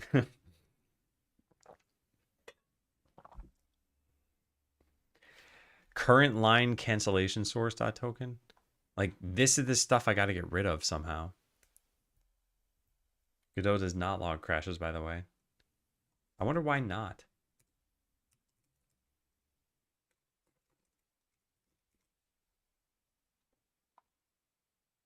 Is there a log file?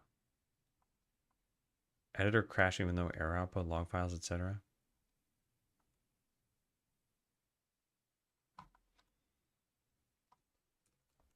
Tokens are coming from the top. You should be able to set cancel there.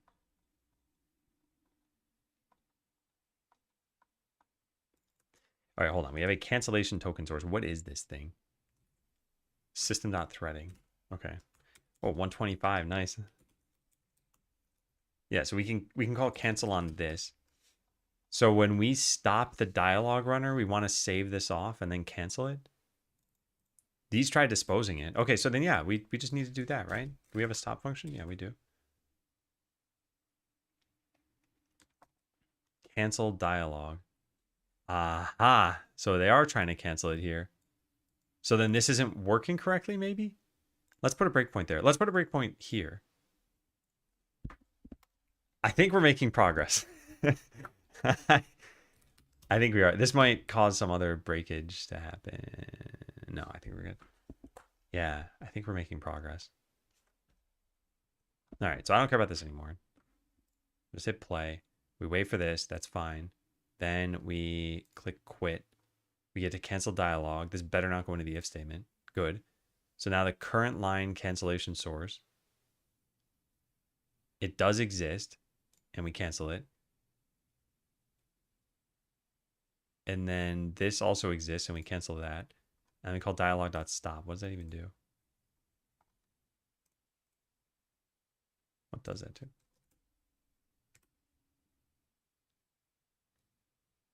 VM stop. Okay, so what am I missing here then? So line presenter has its token passed in, and we get to this point, but we never get here. It's just a wait until cancel, then suppress cancellation throw. What does this do? Wait task, catch return true.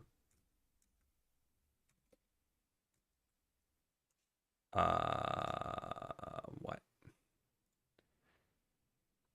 Yeah, what? Do I need a breakpoint here? I want to get past the await that we have. I'm not just, I don't totally understand this control flow. Like why it looks like cancel is supposed to happen and it's just not. This is going to return false forever. Because these aren't different tasks, right? Yeah.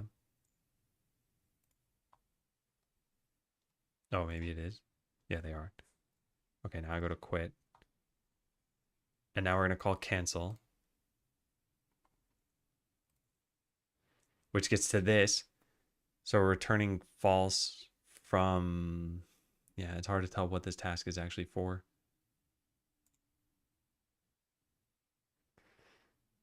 ID 1, that might have helped. But I don't know what it is now. Oh, no, we do get to this. Okay. And then what happens? It's no longer valid, so we return. And now where I expect to get to is beyond the when all over here. So if I play, it should go to the next line. It doesn't. This should be done, though.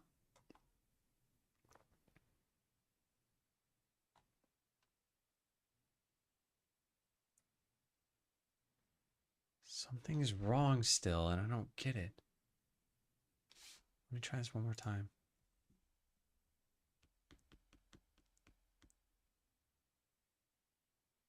Yeah, I don't care about this. So we're currently on the when all. We only have one task that actually matters because this task has been completed, ran to completion. This one is still awaiting activation. And that task is this one. Run line and invoke completion. So this never finishes, or we push an error here. So I hit the play button. It just waits. I click quit. We call cancel. So we are getting to this point. And I hit play. And we're getting through the line presenter, where it then returns. Oh, now we are getting here. And this is, yeah, just return. Does it not crash now? This is the case where it didn't crash. Okay, so this is the race condition somehow. Yeah, that's how it was supposed to work. What is going on? I think it's that this hasn't started running. Like this task hasn't started running for some reason. And if it hasn't, then that's it. It's over. So let me try this again and see, does it ever actually activate? Like what's responsible for activating this? So we have our pending task. If I look at the first one here, it says that its status is waiting for activation. So now if I play, is this going to crash? I don't, or maybe it activated in between then and here. Shouldn't I be able to still find this thing? Yeah, so this is not going to crash now, right? Has this been canceled? Ran to completion, yeah. So no crash, right? No crash. So something's happening where this isn't activating. But I'm not positive that's the case. I think this isn't activating. And that's the race condition. When it activates and runs, it gets canceled just fine. I think we're trying to cancel it before it's activated. What's weird about this is the longer I wait, the more likely it seems to be to crash. Can you show parallel stacks tab when you quit and you're on when all? Yeah, so here I'm on when all. Parallel stacks tab here. So I only see one thread here. Hey, Taras. So we're on run localized line. Online received. I mean, this is all on the main thread. And that's here. So yeah, the other stack, I guess, hasn't really started yet. And then I hit play. And now I go to quit. Parallel stack still only has the main thread.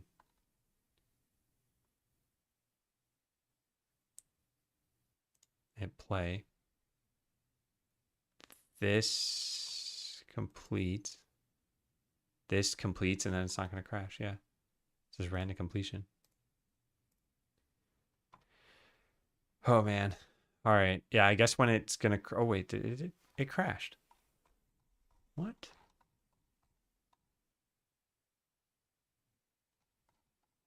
But it ran to completion. Shouldn't this...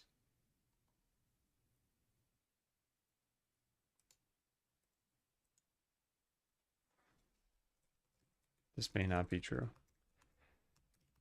I am very turned upside down.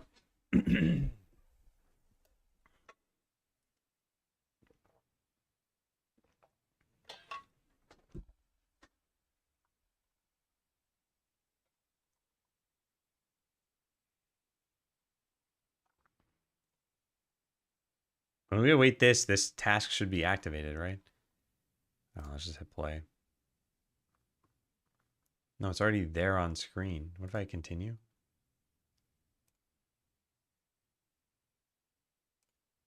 This await everything? Now we dispose this stuff? Then we start this again, right? Yeah, we do start this again. So wait, run line async. That is in here. And now we're inside this function. Then we're going to get to the point where we wait for the typewriter again. And then we wait for the task again. And this task is probably going to say that it hasn't been activated. Waiting for activation. I still want to figure out what activates that. Fit content. Yeah, I only have the one thread here. That's another thing I don't totally understand. Shouldn't I have another thread with the other task? Or because it hasn't been started yet, we don't see this here? If I just hit this and then hit pause and go to parallel stacks, no. I don't totally understand how that works. All right, so the game now has this showing, and now if we hit quit, we cancel this. We get to here. This is now no longer valid. Why is this no longer valid? This hasn't been freed yet.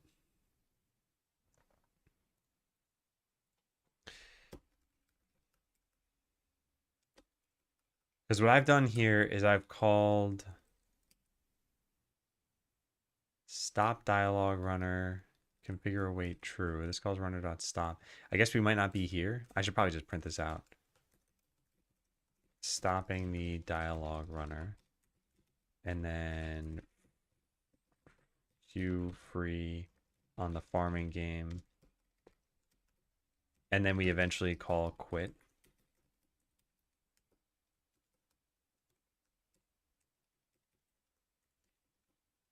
Quitting the game. Hey, bums. Does the runtime override the scheduler? Might have to wait one frame for the task to get scheduled. I think we are waiting for everything though, right? Like we have this await stop dialog runner, and then we free, and then we wait for like 10 frames or something after freeing. So I think we should be waiting for everything correctly. I mean, this awaits their task, runner.stop. Hey, Magnus.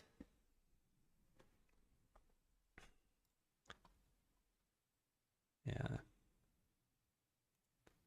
All right, so we hit play. I actually don't care about this anymore. All right, so what did I even change that I said? Oh yeah, I changed that now we print. So what have we printed so far? Stopping the dialog runner. So that's all we're at so far. Now we get to queue free on the farming game. So this might have been called from free.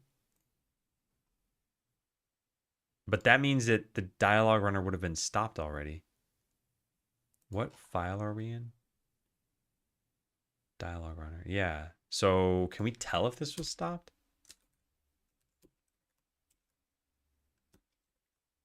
No. We're in the line presenter. What am I talking about? Yeah, we're in the line presenter right now.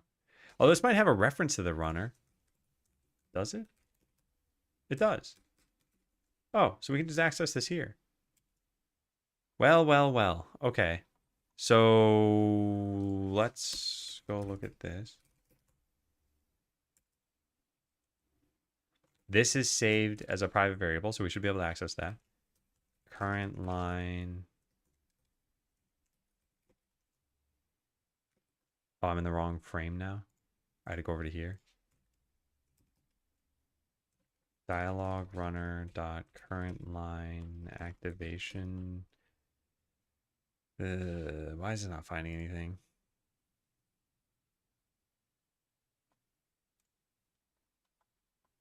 I guess this is an easier way of trying to find this. Dialog runner. We should see current line. Yeah, cancellation source. It's null because we've already canceled this.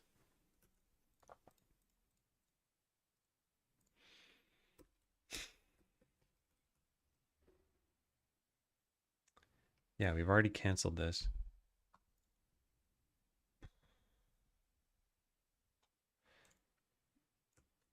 So this is false?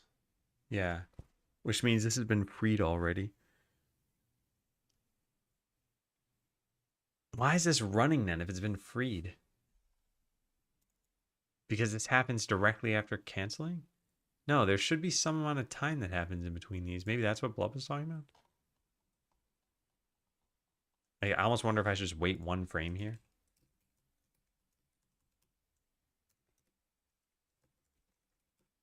Let me just put all this here.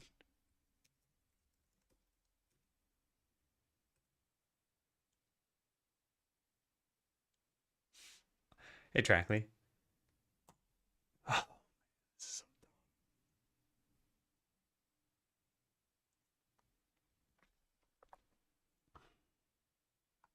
okay, well, it just crashed. So waiting for an extra frame didn't seem to help. Also, is the problem that it won't crash unless we're actually waiting there? So like if I cut this off while it's typing, it doesn't crash? Okay, maybe that's the issue, and this was just never obvious. So if I wait for this to finish, I think it crashes 100% of the time. Yeah, which also suggests that the issue is coming from this. We're here and wait until canceled. Wait, no, that doesn't make sense. It means that the typewriter probably has a problem, right?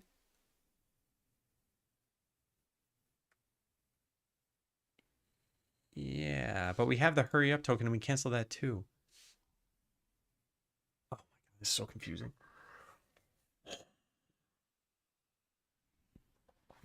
Let's put a breakpoint here. I think it's going to wait here and it's going to start typing out some text. Yes. And the text we're trying to type out is the whole welcome to Moondrop Village thing. Yeah. So now this will only continue. This will only complete if I hit this button. Once it's... Yeah, we don't care about this. No, we made it past this. Because run typewriter is truly asynchronous. So this only starts the typewriter. It doesn't actually finish the line. Displays contents of a line over time. The method is called when a dialog presenter wants to deliver a line's text. Typewriter should present the text to the user. It may take as long as it needs to do so. Yeah. So we just start the typewriter. We don't wait for it to finish. And this is what waits for it to finish.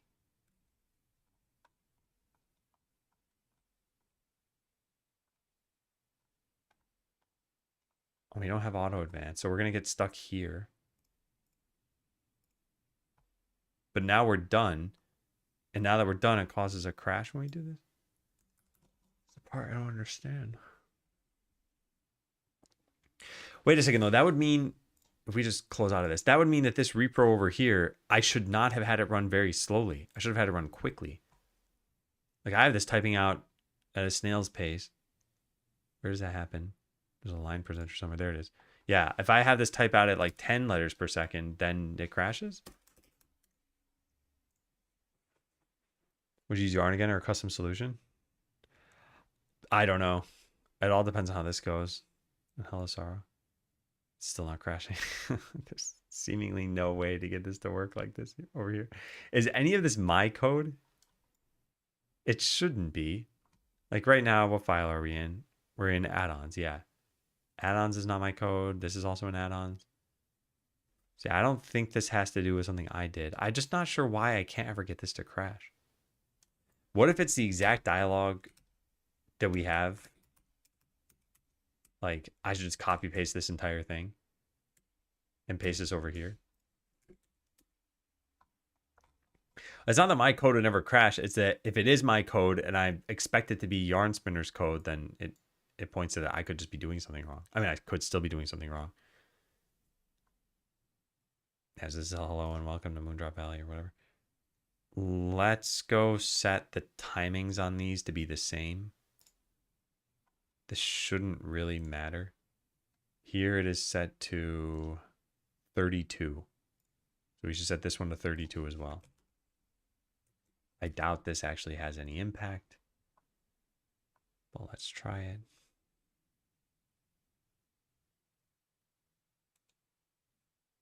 It doesn't. Why doesn't this cause any problem? Oh man, it'd just be so much easier if this were in a standalone project, especially because this standalone project does almost nothing special. So we could just pass it off to the yarn spinner team. But I can't currently do that because I don't have this working.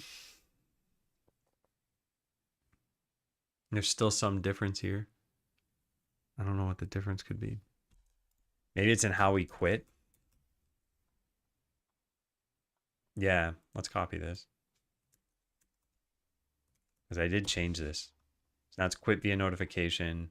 Get tree.quit. Yeah, this stuff should change.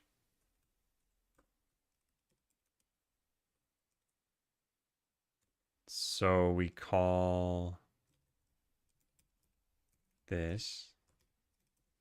Now instead of freeing any of this stuff, we want to call stop dialog runner.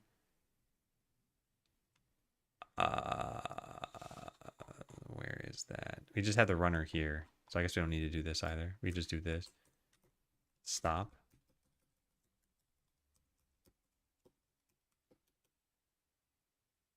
Configure await.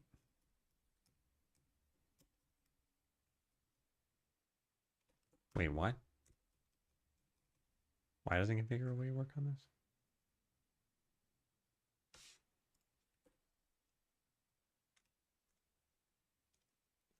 Runner dot. Oh, this returns a yarn task. We need to do dot task dot configure await. You can't do that. All right. What am I doing? I guess we just don't configure await on that. Then call next frame. We don't even need this.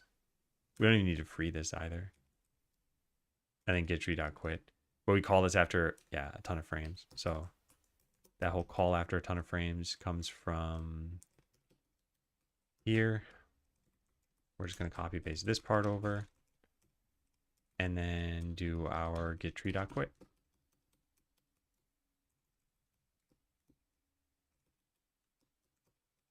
All right. So did that cause a crash?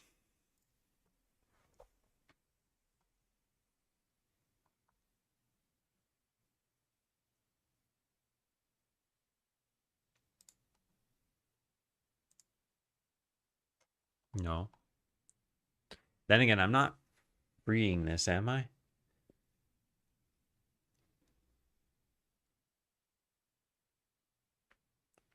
Technically, I'm not. What does it even mean to free the only scene that's in the tree?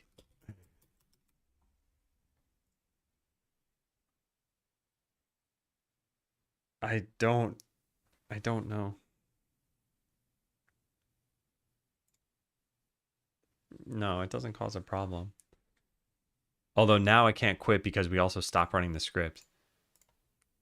So, yeah. What else is different? So baffled at this point. What if this comes from higher up in the scene tree?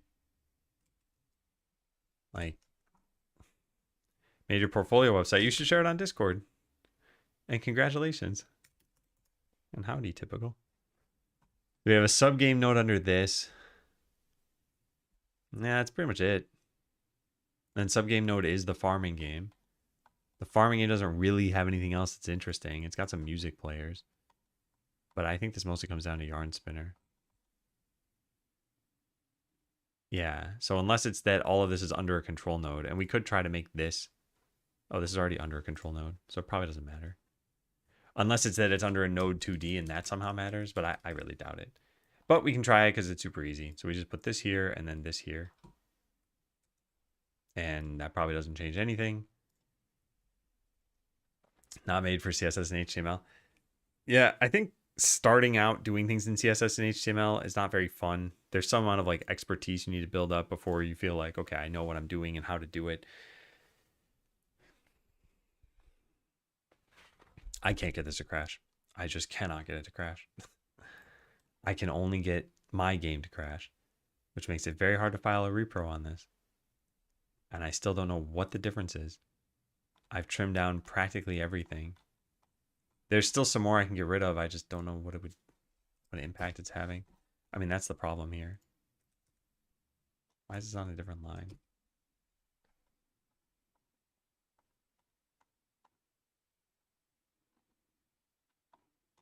Hmm.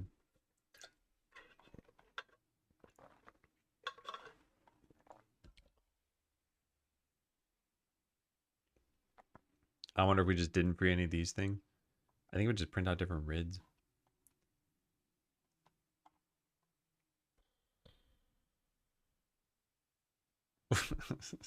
Raimi MK Dirt. Raimi cat into file.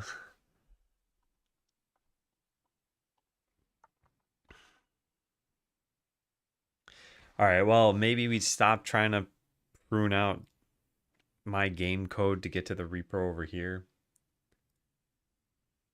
I can't make sense of this. There's still some race condition.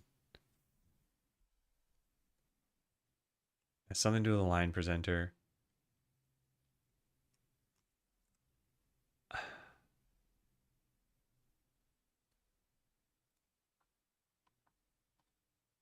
Man.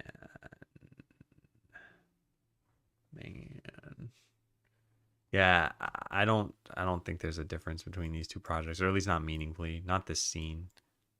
Let's take a look again. I should have just copy pasted pretty much everything. Canvas layer, dialog runner, debug test, line presenter, presenter control, line text, color rect. Yeah, all this stuff should be the same. It is. And change this sort of thing, right? I shouldn't have.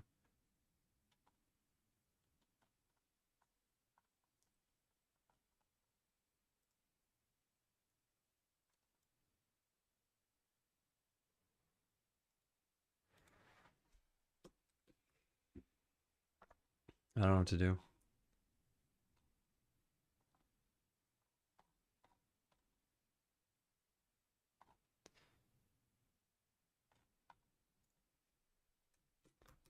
I get during the architect scenes. It's only when there's yarn spinner in the scene tree. Like if I don't call start dialogue, the crash never happens.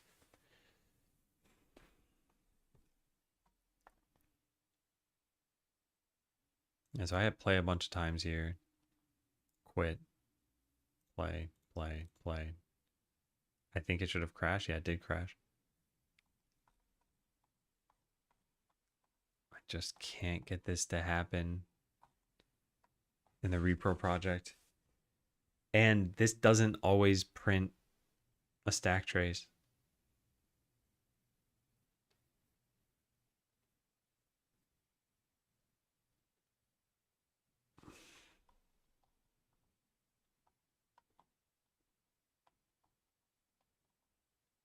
All right, let's go gut more of the game. Yeah, this is the only idea that I have. We can like figure out what else is causing this or what fixes it, I guess. So like these music players, let's just delete these. Music player, lullaby player. Yeah, just don't fetch these. This shouldn't matter. None of this should matter because we don't call into any of this. Yeah. Okay. So there. We've deleted. I'm going to just mute breakpoints for now. We deleted the music players. This should have no impact on the repro. It should just still crash. So I'm going to wait for this to type out. I'm going to hit quit. And it crashes. Perfect. Great. We're going to just keep doing this. We're going to just keep pruning stuff out of here until we finally have fixed everything. So current zone, let's delete all of this stuff in all zones. This is going to mess up a whole lot. But we are past the point of caring about that. So current zone, all zones. Set current zone. Let's just delete all of that. Current zone, yep, delete all of this. We're just going to delete it all. Delete all of this code. Anything else? Yeah, we don't need any zone stuff in here. Initialize starting state shouldn't be needed. This shouldn't be needed. Like I said, we're cutting it all out. I want this to just be code that's relevant to the repro. Let's just try running this. Worry, thanks for the sub. Welcome in. Happy first month. Okay, this is bound to happen because I did not exhaustively go through this list. So what is going on now? In input, where we're getting mouse movement, we're checking to see if you have the hotbar and playing sounds. We can't do that anymore. We might not even have a player here. So this is probably going to fail too. We're going to eventually have a blank screen, except for dialogue. And then the crash is going to go away and we're going to find out it was due to something else. Something totally unrelated. All right, so now it's failing. Now it is node not found current zone. Yep, that's totally fine. We delete that. And then anything else, farm zone not found. Yep, delete that too. Town probably not found. Just delete all this stuff. Probably the hotbar as well. All right, great. Just delete these things too. What do I care?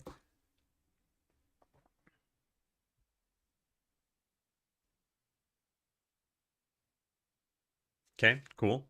Now if I quit, does it crash? It doesn't, which sort of suggests that it was one of the things I deleted. Oh, man. Quit.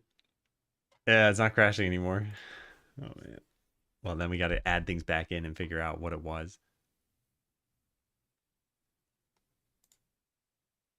Yeah. Oh man. Well, I think it's harder to add things back in now. Sound. I don't think it was sound stuff. It's hard to know though. All right, so how about this? Let's put the nodes back in, but let's not use them. So now they exist in the scene tree.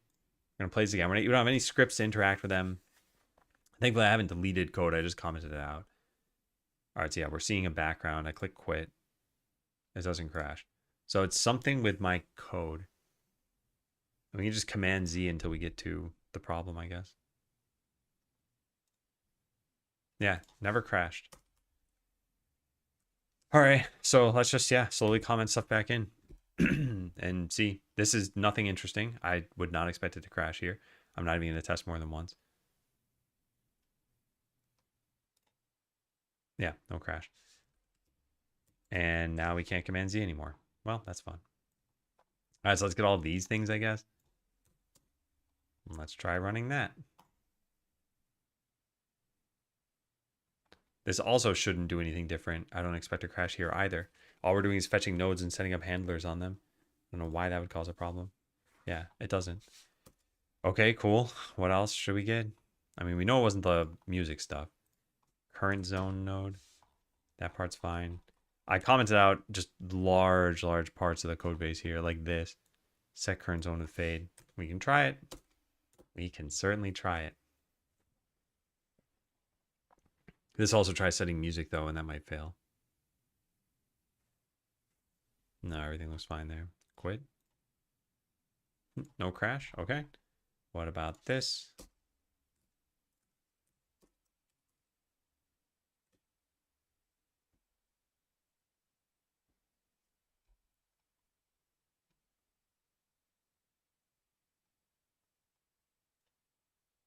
Still no crash. All right, what about this? This I wouldn't expect to have a problem. I feel like it's got to be an allocation somewhere or a timing based thing somehow. I'm not sure.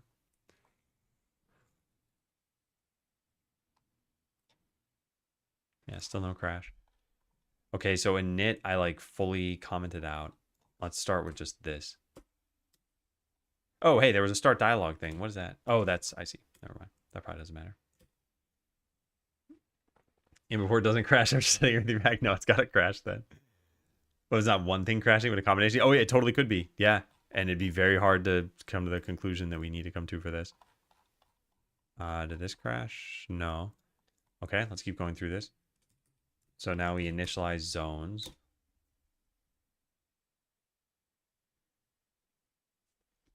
I don't know what this could be. Still no crash. Initialize starting state.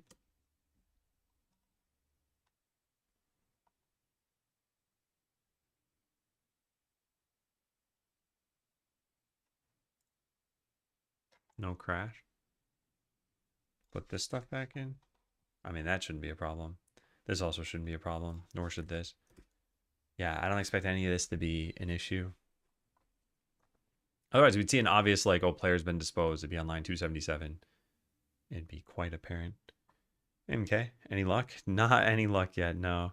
Oh, no, it just crashed. Okay, so it's one of the things I just changed, which was only this and this. So if I comment this stuff out, let's see if it crashes here, because it might have been the stuff before this.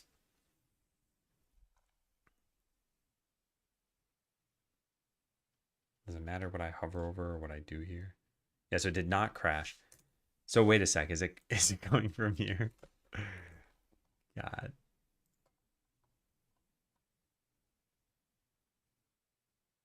I don't understand how it could be. This is never even...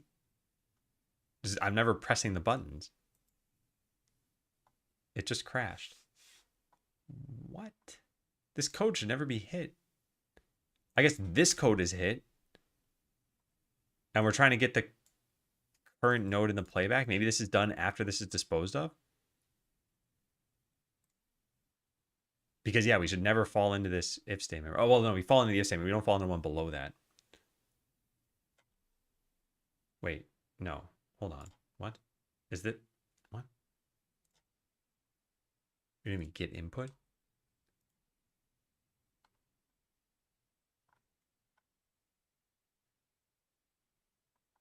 Didn't crash that time.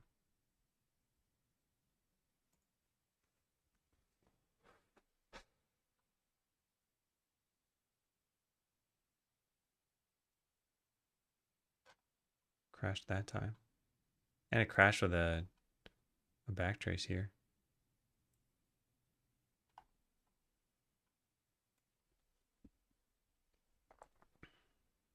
It's starting a thread. And it's a finalizer thread, finalize all objects.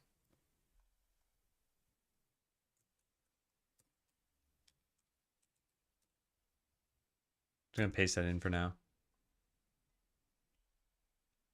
It's not calling any of this code. I don't think this code should matter. It should still break whether we do this or not. Like, we don't check input.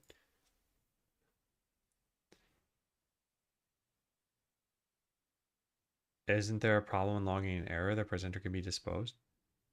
Possibly. Okay, no, yeah, this still crashed. So it's coming from something else. Dialog runner on dialog complete async.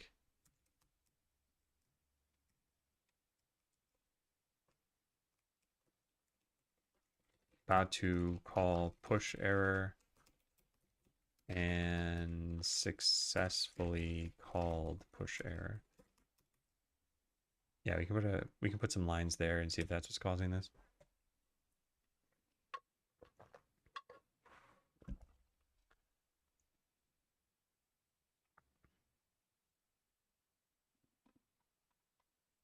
Yeah, it doesn't crash consistently. Maybe I'm not waiting long enough, or maybe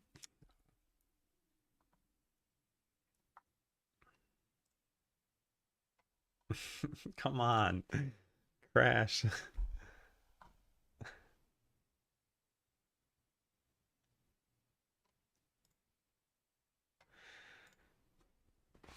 I've got to I got to figure out what the exact timing of this is.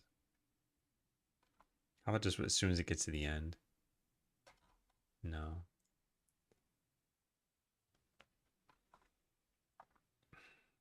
Yeah, inconsistent crashing. Any inconsistent repro is annoying. All right, there we go. So now do we see this printing out? Where's the text I just wrote? About to call push error. No, it doesn't even call it here.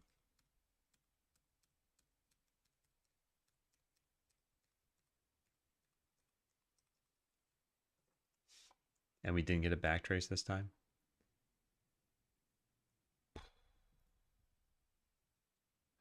All right, well, cut out more of the farming game, I guess. Tried GDBing the Godot process before. Don't know if it's easy to do. Should help systematically narrow down the possibilities. I haven't, and yeah, the problem is I don't know how I'd go about doing it. or if it would be helpful. So I don't want to go down a different path just yet because I think we are making some progress here. The issue is I I commented out a bunch of code and then the crashes stopped happening and I'm like, "Oh, I'll put it back in." And I can't figure out exactly what caused this. Like it should be something related to dialogue, but I guess it could just be me timing things differently.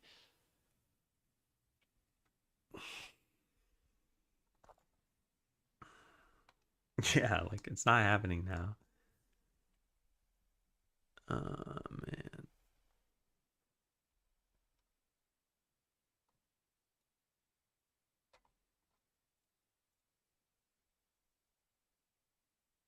Maybe I should just look into GDB.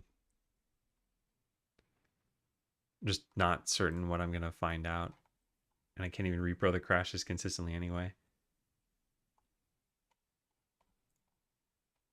There's no way it has to do with this, right? This code just cannot be the problem here.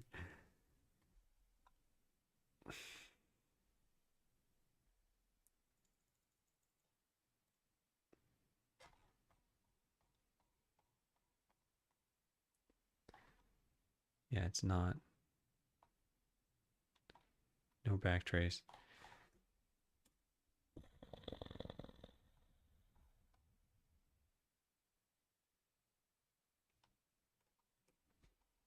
I think it might be this.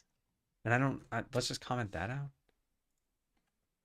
God, I still wish this would be easier to like if it were just 100% repro or 0%. And I'm like, okay, I made a change. Now I know for sure that that caused it or uncaused it. Intercept the segfault and allow you to explore the stack trace, local vars. Yeah, yeah. The last time I used GDB was so long ago. I should give it a shot because yeah, this is obnoxious. This is the most likely cause of this problem, by the way. So let's just keep trying. Yeah, it's not crashing anymore. I think initialized starting state has something to do with this.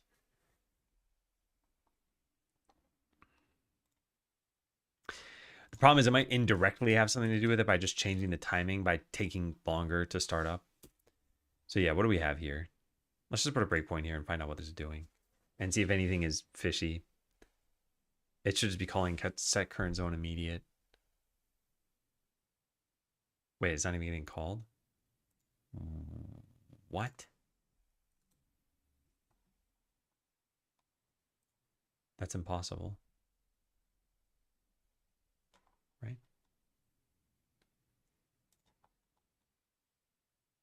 What is it, nip being called? Oh, oh my God, I have breakpoints muted this whole time. Oh my goodness. Oh my goodness. All right, whoops. Well, I guess now we can debug the thing I wanted to debug. Yeah. All right, I don't really care about these right now. Can I mute just this one? Enabled off.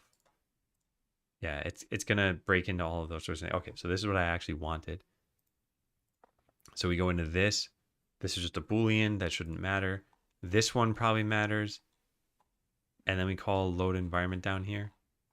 So one of those two things could be the problem.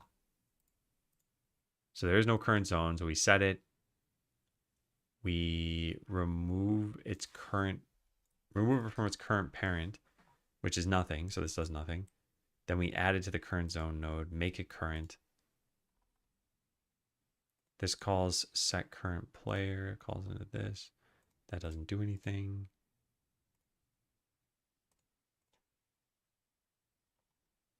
I didn't mean to go through that. I don't know where this was. I think it was farm zone or town or something. I just want to see, what does set current player do? Anything interesting?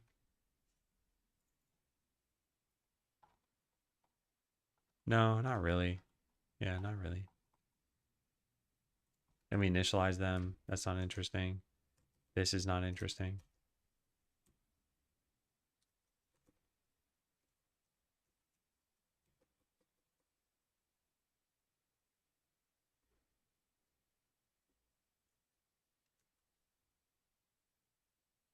Hmm. Okay, I think all that's fine.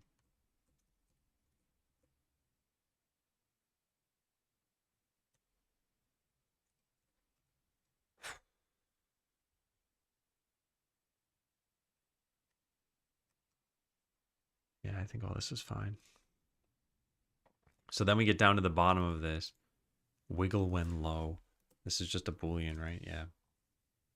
And then load environment. I mean, it could be the load environment call. I just don't see why.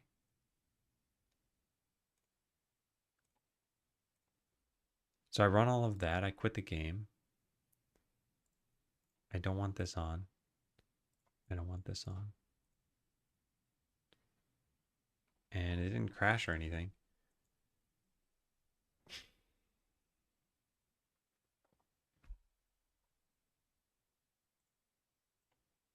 I still think something strange is happening in this function. I don't think I'm proving it right now.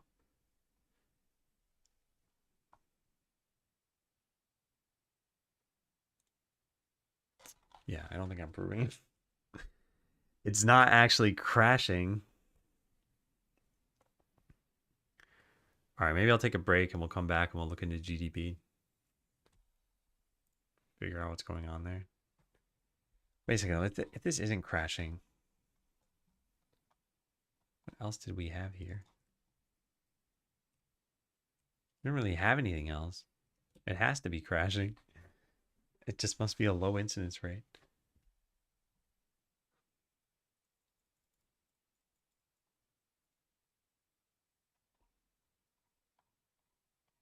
Crashed now. There's something more to this repro. It's like either clicking here or doing something or just waiting on this screen for long enough.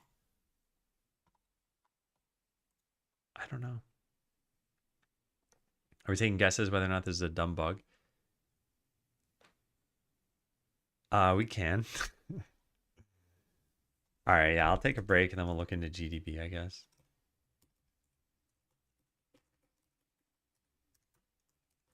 Or doing this through Rider somehow. I wanna get more information about why it's crashing. In fact, maybe I'll just ask this. So how would I use GDB or Rider to find more about the segfault? All right, I'll go take my break. Is it jump time? It's jump time.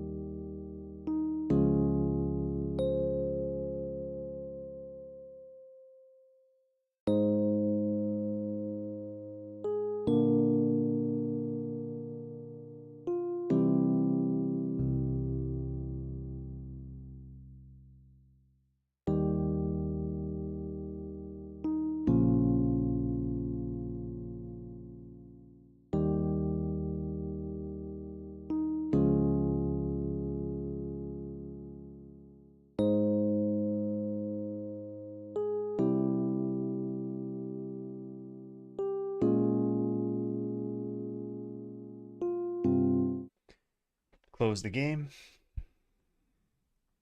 Now let's see what this thing said. Because like I said, I haven't used GDB in forever. Use LLDB on Mac. It ships with Xcode tools. I have it. Writer can inspect your C# code before shutdown, but it will not diagnose this native SIGSEG V. Okay. So quick pass, launch your existing Godot binary under LLDB. At the prompt, do this stuff. Okay, let's just try this.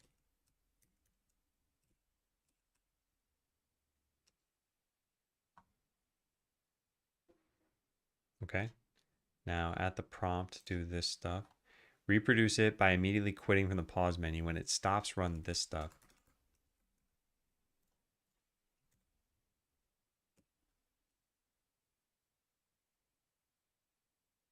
Where's my application?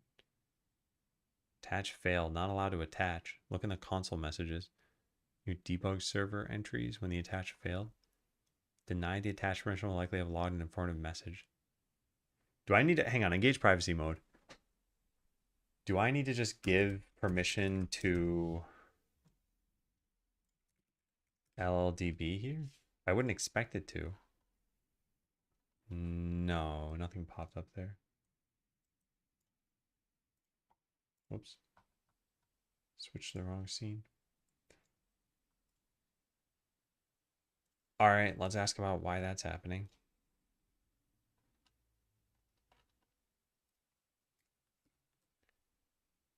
When I execute run, I get this.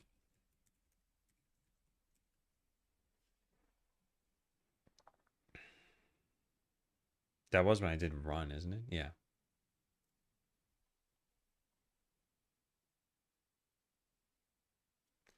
Permission path.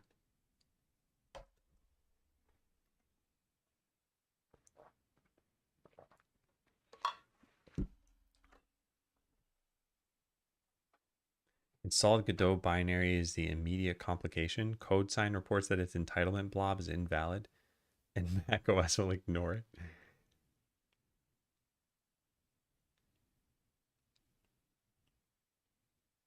Okay.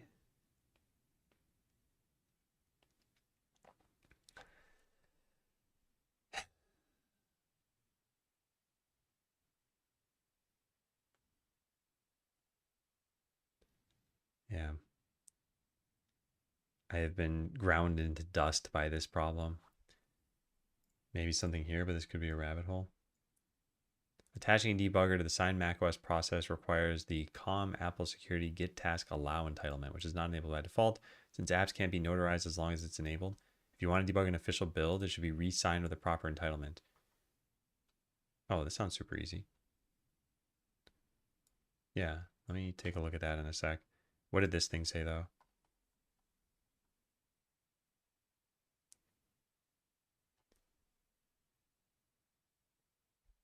Create a debuggable copy. This is presumably what it found from this thing.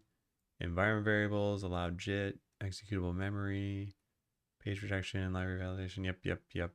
Okay, yeah, all this is there. Then make an ad hoc signed copy. Ditto. Whoops.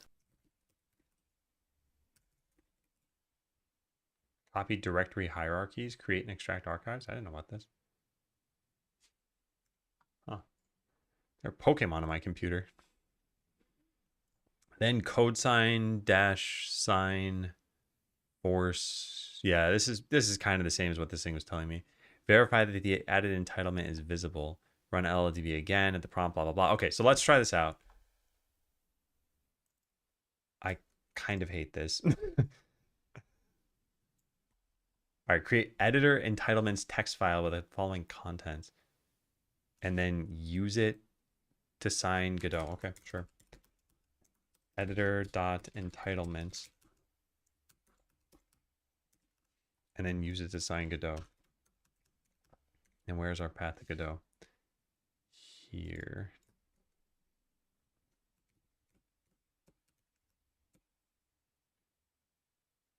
Okay. Now what? Restart this stuff?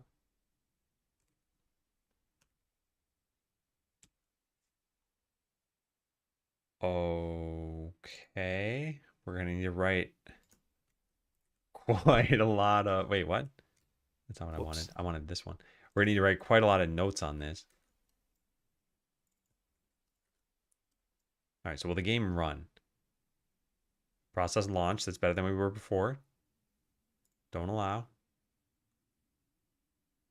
.NET assembly is not found.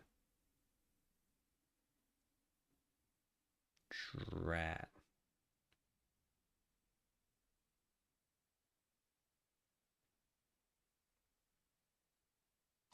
Whoops. Whoops. Oh, man.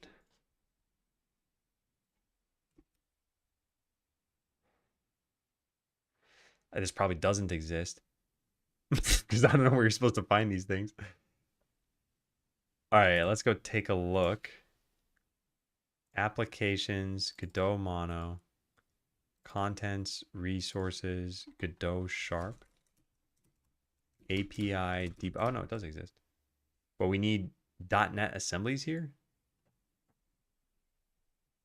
Okay, I guess let's OCR this, and then I can just copy paste it in here.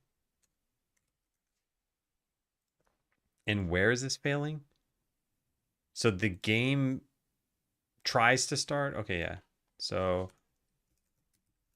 I did get a step further. The game now attempts to start, but then Godot pops up this message.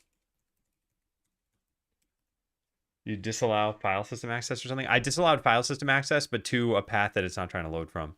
Skeleseller did that all the time too, and I would just decline it and everything worked fine. Because it was to uh, my external SSD, and this is not trying to load from that SSD.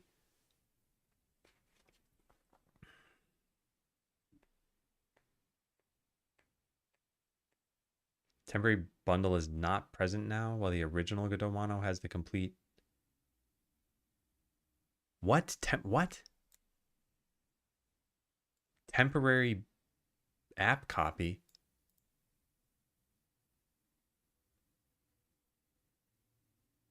Why is it? What? Where's private temp coming from? I didn't even get that from this.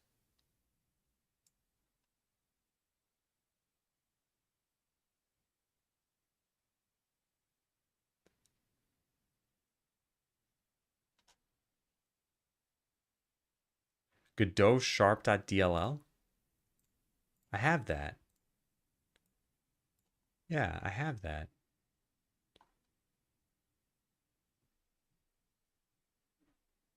I don't think this makes sense. Let me take a look at this. Have I ever had this issue myself?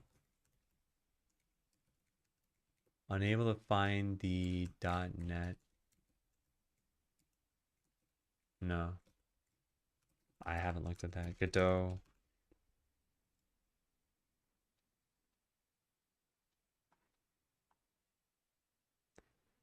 You need to also send the Godot sharp folder from Godot/bin.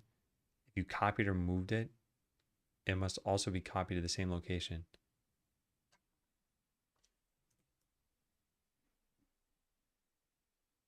We have all this stuff here though, right? Are we supposed to have something else? Directory build the game is a folder with a name like this.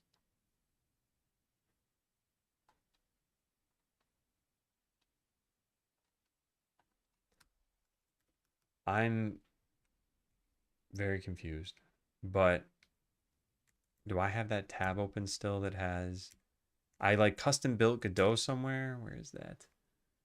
Temp Godot. And then somewhere in here we ran,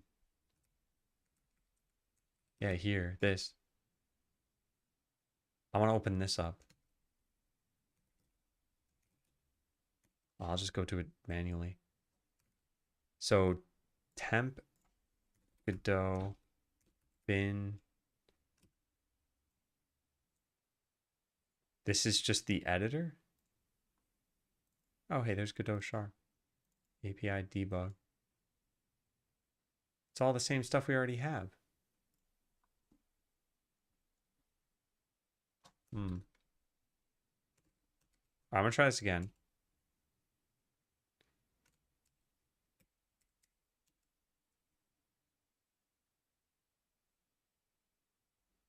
Is it running from a different location?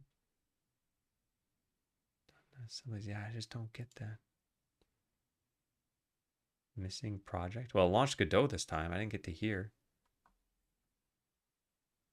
Oh my God. Okay. Okay. This is a permission issue. Sorry. I thought it was the app that was failing. It's loading my game that's failing. Okay. That makes sense. Okay. Hold on, let's go fix that. How do we even fix that?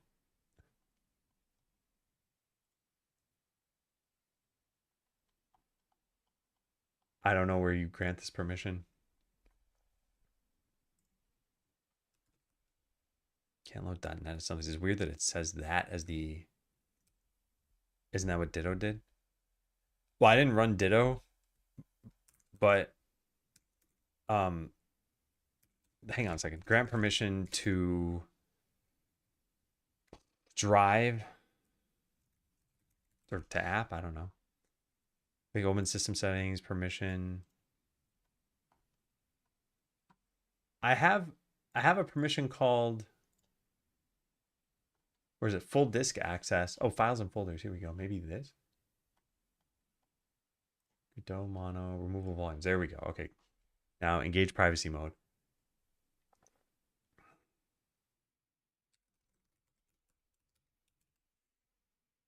Does that work? Come on. What is going on? There we go. All right. So quit and reopen. Sure. All right. Now what? It just crashed everything? Yeah. All right. Let's try again. Yeah, I did not realize that that's what was happening. Let me also write these instructions down somewhere.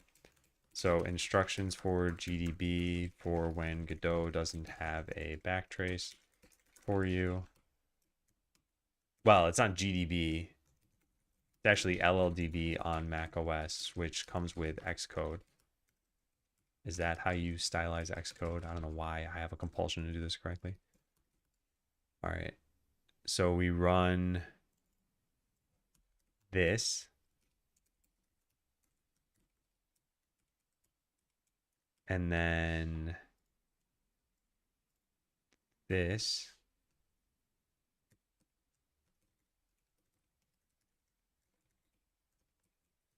And then run. This requires you to give access to the removable volume if you're running like I did above.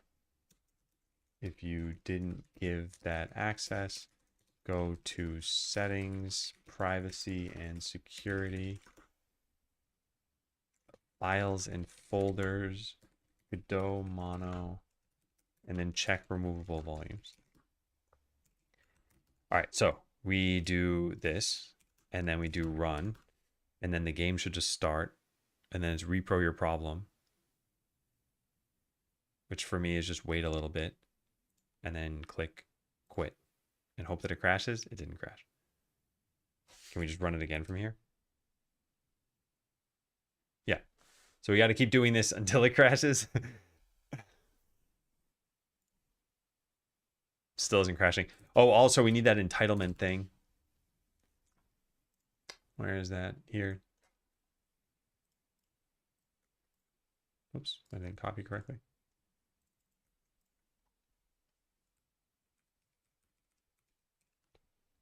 First, you need to, what does this say you need to do?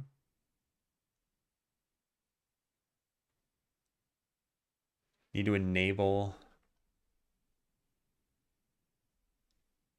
I guess you need to resign Godot itself on Mac OS following these instructions.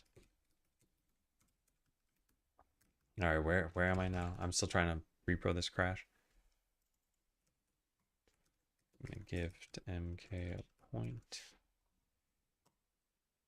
Quit. Ah, bad access. I don't know for sure that this is the problem, but now what do we do?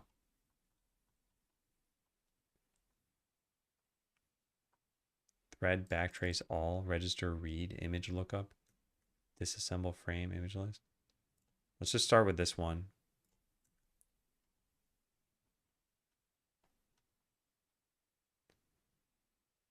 Interesting. Unnamed symbols.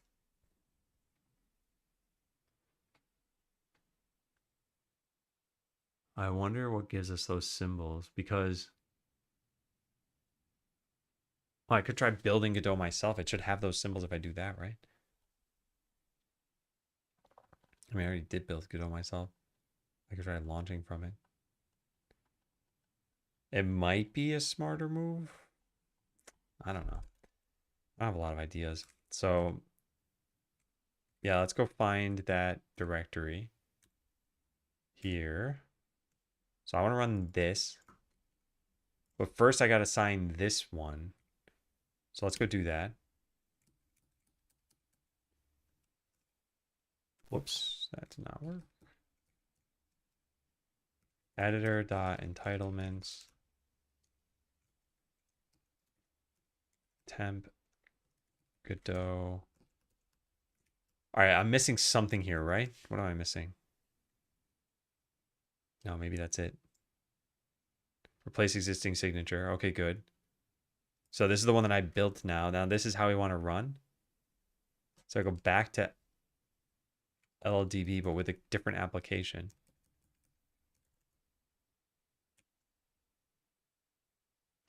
Then I do this and then run. All right, now we got to get it to crash. So yes, allow this. I'm not going to make that mistake. I've been able to click don't allow every other time that thing pops up. Even Slay the Spire does that. So yeah, it didn't crash that time. We just need to keep doing this until it crashes.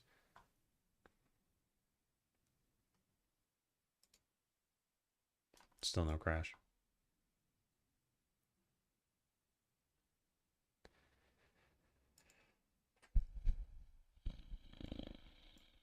It's just never going to crash now.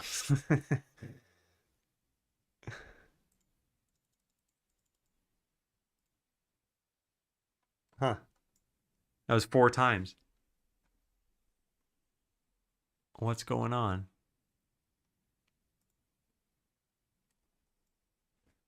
It was 5 times now. I refuse to believe that it won't crash ever. Refuse to believe it. It actually would be kind of funny if like the bleeding edge version of Godot fixed this. And yeah, I'm on that bleeding edge version now, so it'll never crash. Is this build from master? It is a build from master. Probability is not on my side. It definitely is not.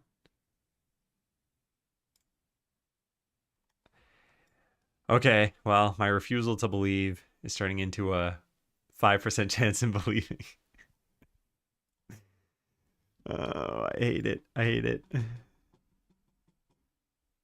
Was it crashing when you were outside the house more regularly?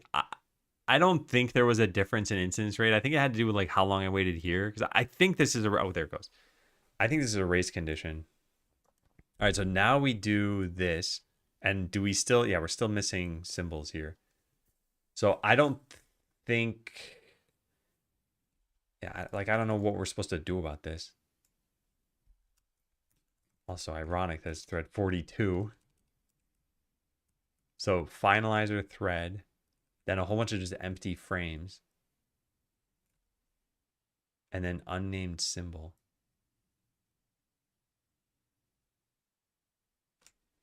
What can we learn from this?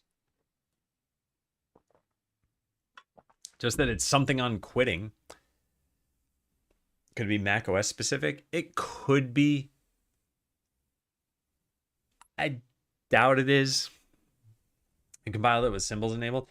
I just followed the like massive instruction set for compiling, so I don't actually know if I did.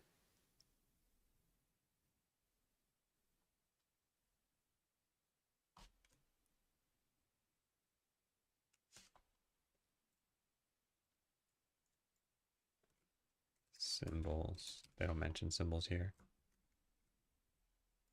Okay, so I tested this out and even tried with a custom built version of Godot from master, but I see this stack trace. I followed these instructions to build. How do I get symbol information? All right, stack trace being this. Paste that in here. And then I want to write this down. Thread backtrace all. Repro your crash. After it crashes, if it doesn't repro, you can always type run and try again. So after it crashes, thread backtrace all. There were a bunch of other instructions. I don't know how many of these I want to print out. Most valuable output is this. Current official binary is stripped, so expect unresolved engine addresses. LTB should tell us whether fault occurs during this stuff. Useful breakpoints. Interesting. You can also set breakpoints before run. And what else? Then once it breaks in,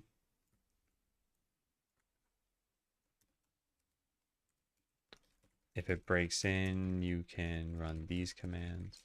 I mean, this is something I'll probably just ask AI about in the future. Oh, build the symbols. Oh. Build the exact beta 4 commit.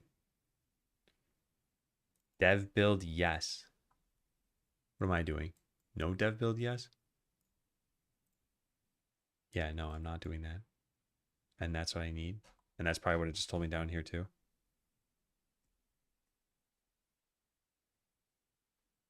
Dev build yes turns on symbols by default, but I would pass debug symbols yes explicitly and keep the symbols embedded.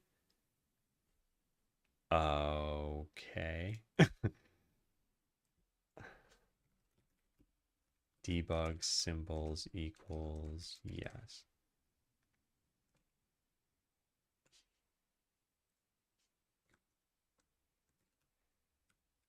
Okay, we put that here.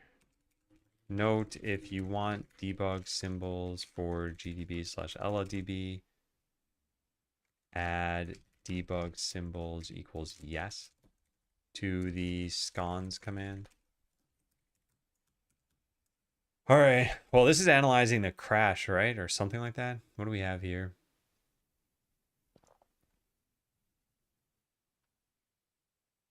Oh, it should have dev in the name.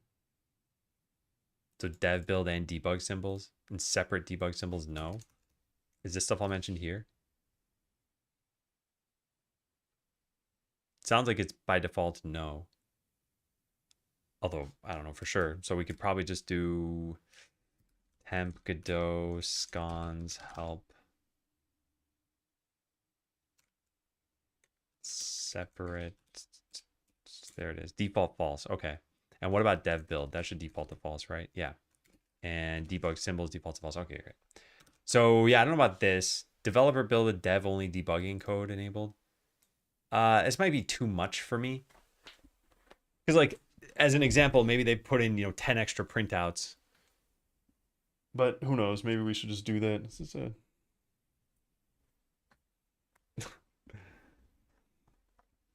All right, fine. Yeah, debug symbol without it. Okay, let's try it.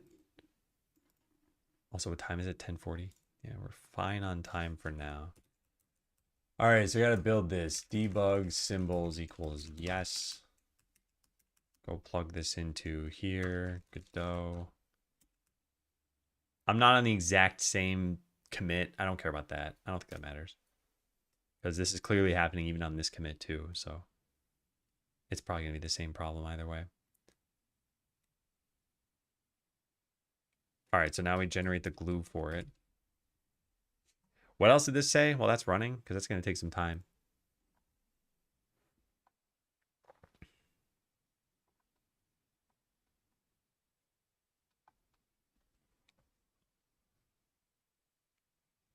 Oh, man. Core CLR's finalizer thread. That thread calls in a native Godot and attempts to lock a mutex using an invalid near null address. The running after the corresponding native Godot object or owning singleton has been destroyed. Oh my god.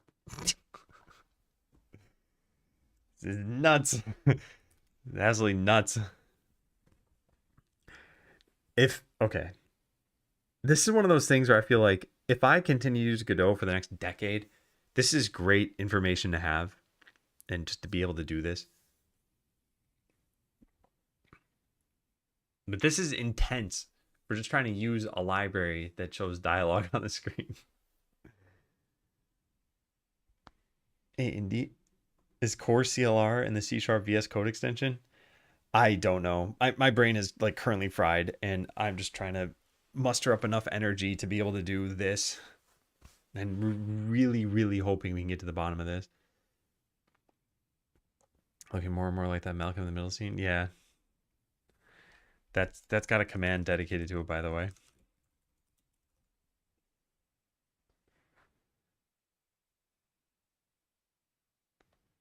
All right. Well, yeah, let's wait for this to finish. I guess I can unplug my controller.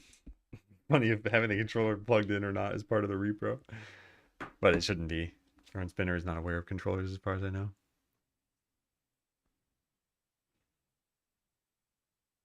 So without debug symbols, this takes about 2 minutes. With debug symbols, it looks like it's going to take about 3 or 4 minutes. I'm not going to try to pipeline this with other stuff. I just want this off my brain. So we're going to just wait.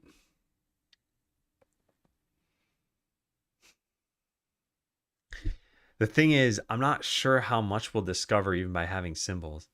Like, a lot of the functions in Godot are these convergence points where lots of code goes through it. Like, imagine it was something like delete resource. Like, there are 400 different resource types. It might be anything deleting them. So we need some insight into what's being deleted. We could set a breakpoint there. We could try to analyze. It's just a lot of work. Okay, it just jumped up from 75% to 99%, so it should be done pretty soon. Then we run this.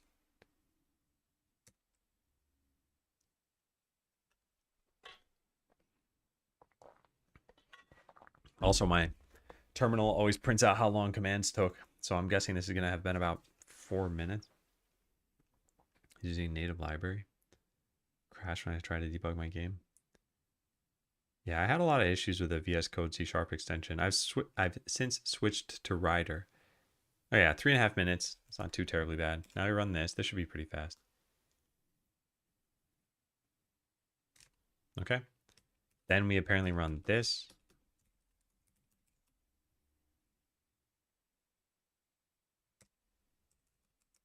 And maybe I should say, note if you ever specify dev build equals yes, it will, I think it produces a differently named executable. So you wouldn't be able to just copy paste instructions from steps below. Build succeeded. All right, now we got to do one other thing. I don't remember what that was. Maybe we don't have to do anything else. Let's just try this and see if it works. Okay, so now we have a new executable. We need to run our entitlements thing again, right? Where's that? I don't know where that is. I'll just run it again, I guess. All right, so entitlements.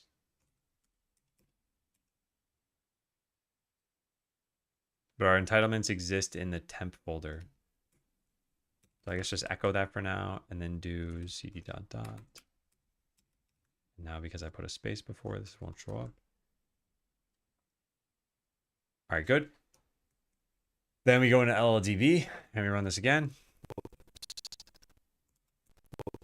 What's going on here? There we go. All right, looks good.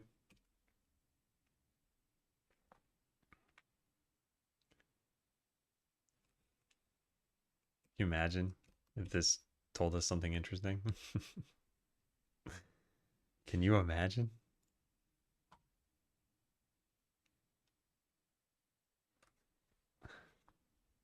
Weird echo sound effects just happened. Yeah, I'm not sure what did that. Okay, so now we dump this and we have more information than we had the first time around. Yeah, we do.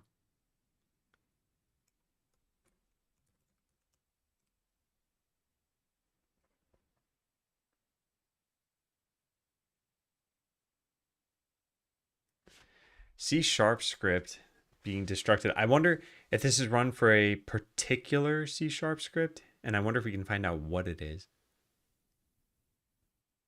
Bet it's a yarn spinner thing. But bad access. I kind of want to just paste this in here and have this thing tell me what to do. You try to inspect the args of each function in the stack frame. All right, yeah. So they gave me some instructions on how to do something similar, frame select. So I want to select frame 6. No, that's not. I need to select a thread as well, right? Where's the thread here? 42. Thread select 42. Frame select 6. Would you look at that? All right, I still don't know what I'm doing yet, but let me write this down because I feel like this is something big. You can use thread select 42 and frame select 6 to see specific information. This doesn't tell me.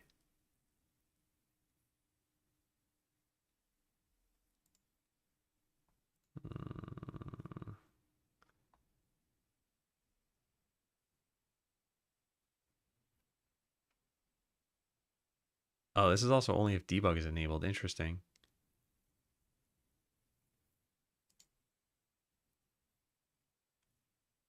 I want to find out which script this is. I don't know how we do that though. Oh, maybe we should paste this in. So with debug symbols, I now see this stack.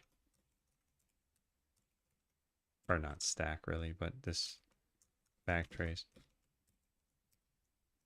And I guess I'll, yeah. I got a bit more information selecting thread 42 frame 6.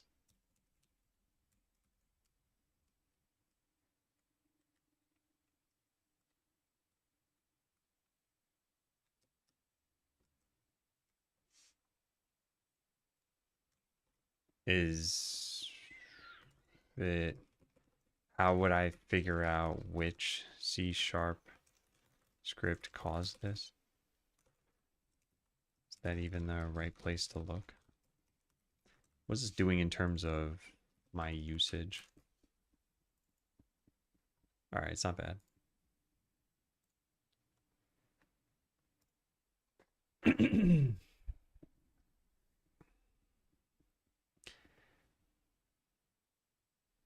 Yeah, this is crazy. Hey, Campbell Soup.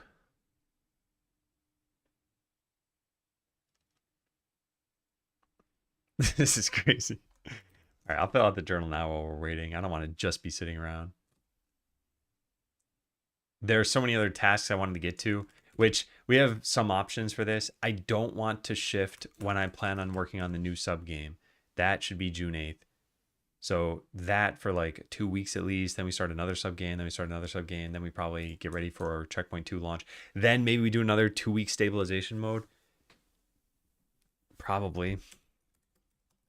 Spent the morning investigating the crash that I had looked into yesterday. Set up LLDB for examining lower level details. Grid week 2. Well, stabilization mode 2. but that'll be a while later. Trace is the important one. The crash is happening while a C# script resource is finalized. After the C# language singleton has already gone away. Okay, sounds good. When can we test the game? I don't know. I think the next playtest will also be private. I will need wider feedback at some point, but the thing that's really tough about this game is I feel like there is not going to be a lot of replay value. It's pretty linear. And a lot of it's kind of based on not having seen the game before. So, like, if you wanted someone to test Minecraft, you could take a brand new player, you could take an experienced player. I mean, maybe some things you'd only want to test with brand new players, but like an experienced player could play for a very, very long time. There's a lot of replayability. Same thing with something like Slay the Spire. It's a card game. It's like once you've learned all the cards, there's no new stuff to experience really, or all the enemies too. It's like that's it. You've seen everything. So yeah, but with this game, I feel like okay, well, you're in the platformer at the beginning. It's not really supposed to be a game. It's more supposed to just like misdirect you. So once you've experienced that misdirection, it's like, well, now the first minute of the game probably feels boring. So yeah, I got to figure all that stuff out. All right, let's take a look.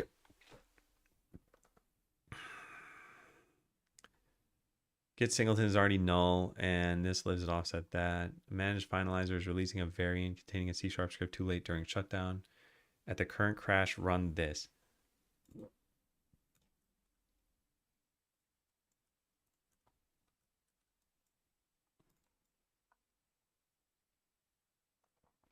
Couldn't look up symbols.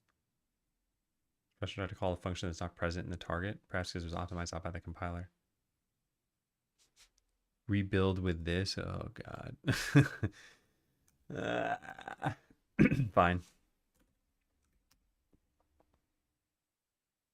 Oh, put some time to speed. Okay. Yeah. So we got to build this again.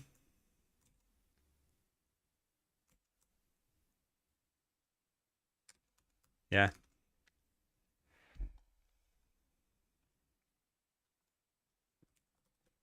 Actually better to just build Godot yourself. And it's probably best to build it like this.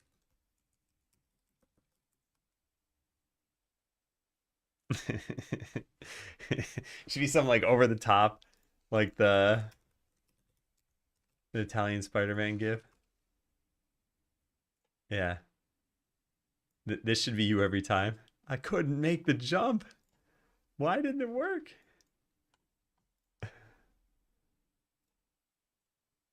This is going to take some time, isn't it? Yeah.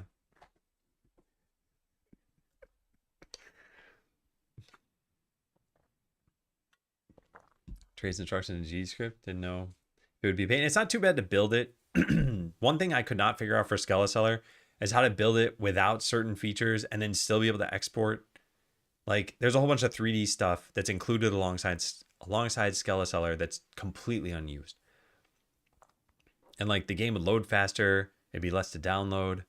I just couldn't figure it out easily, and I gave up because I felt like it's not that important. It's probably like 50 megabytes extra, and the game's not super large, so whatever. Post a bug report every time I fall through. Gonna have to ban you from the bug tracker. All right. So I want to spend no more than another hour on this, ideally, on stream, because I want to get food. I'm already hungry. And if I feel like I'm making progress and I'm kind of close, I might continue in the afternoon, but just not on stream. But I really, really want to be done with this. All right, so this should have built, yep, this linking program. Yeah, so not I think. It produces a differently named executable, e.g. this. So now we have to run these commands, but with this executable. So all we do is add in a .dev here. And then same thing here. I don't know if we need to do this. Yeah, I don't think we need to do this. But whatever, we'll run it again.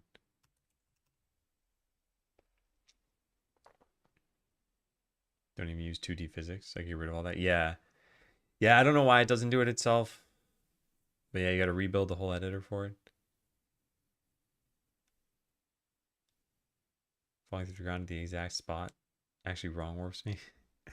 I'll add some Magnus specific GDC cheats.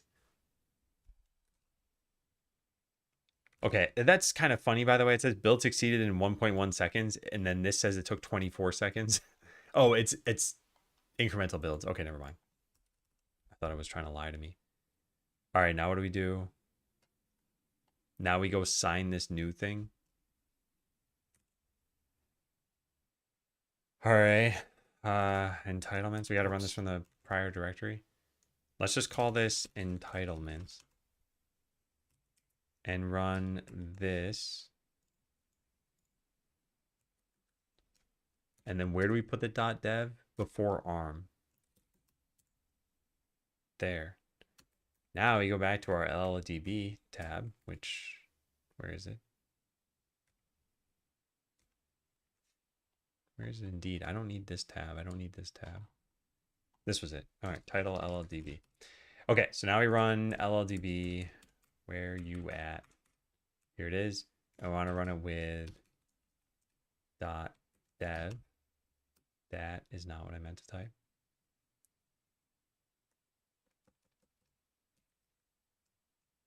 There.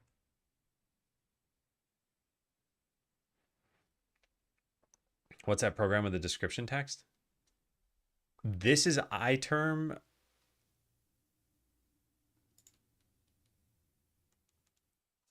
And this is Obsidian. I'm not sure which one you were wondering about, but it probably was one of those two. But hey, Shiro. And if it's not one of those, I'm happy to tell you which it is. I'm just not totally sure what you're talking about. Current executable set. All right, so now we got to go run this. Run. Yeah, Obsidian, yeah. Missing subsystem for OS logging. I don't know if that matters. Please crash, please crash, please crash. All right, it's fine. It's not like this takes a long time. It just might take 6 or 7 short times and add up to a long time. Still nothing.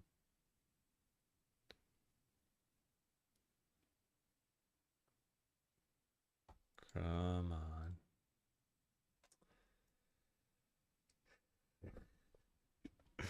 Well, it took like 7 attempts the last time.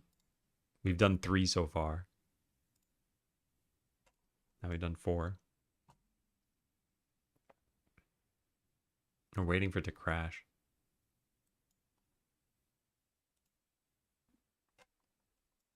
That was 5. It could technically never crash again. We did turn off optimizations, and maybe there's an optimization that's getting in the way. I remember hearing a long time ago about people who would overclock their machines, and then they run in these like really bizarre bugs. And it's like, yeah, overclocking will do that sometimes.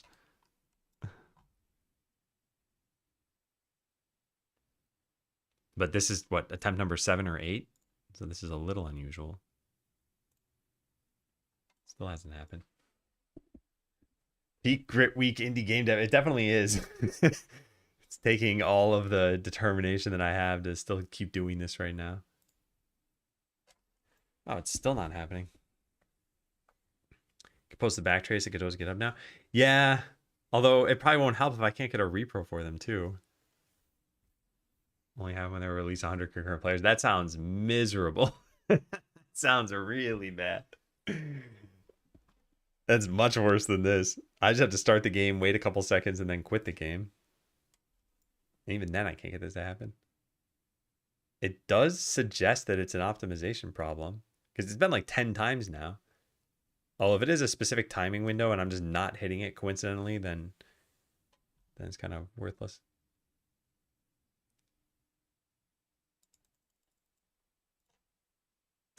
Man, weird. It hasn't crashed once. Huh. Still hasn't crashed. It's been like 12 times or so. I'm not really counting, but it's been a lot. It does kind of make me think that turning off optimizations might have done something here. Because that's how we built the editor this time. Let me go take a look at that really fast. Yeah, where is that? Yeah, optimize equals none. I wonder what that's set to by default. Scones help rep dash C10 optimize. What? Yeah, what? Where's optimize come from? Wait a second. What's happening right now? Is there a different scones inside of Godot? No, there can't be. I didn't type dot slash. How did I get the help of this the last time?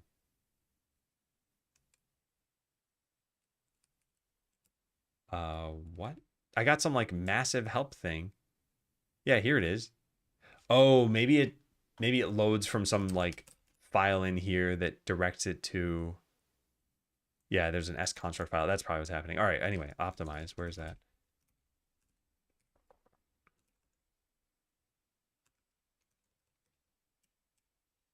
Optimization level. Default is auto. Auto none, custom debug, speed trace, size extra. Okay. Make the code slower, which will make the race condition harder to hit. Yeah, that's the other thing that could be happening. Like it could have gotten optimized out. It could have just changed the timing of this. Problem solved. Release it in dev mode. Oh man. Yeah. Yeah, it might never happen. So now it's like a 1 out of 20 chance maybe, or it might. Yeah, I don't know how many times it's been. I'm guessing like 16. What if we try quitting beforehand? No. Wow, crazy. Leave it a little longer. I could try. Oh my God. Cool. Okay, so we got something, but this is different. Stop reason equals exc breakpoint. I don't have any breakpoints set, do I? Oh, it's dev assert. Okay, so now we do the backtrace thing, right? Is thread 42 suffering from something? No. I'm guessing because we stopped before then. So thread 1 has a problem. So let's go to thread 1. Invalid command thread 1. Oh, thread select 1? Yeah. All right, I'm just going to paste this into the AI because I've got no clue what I'm doing anymore. So I rebuilt with no optimizations. It took many more tries to hit a crash. And when I did, I now get this. I'm guessing this is happening before it would have crashed with the original problem, since this is an assert that is no longer compiled out. That way the AI thinks I'm a little bit smarter, you know? It's like, oh yeah, this guy knows what he's talking about.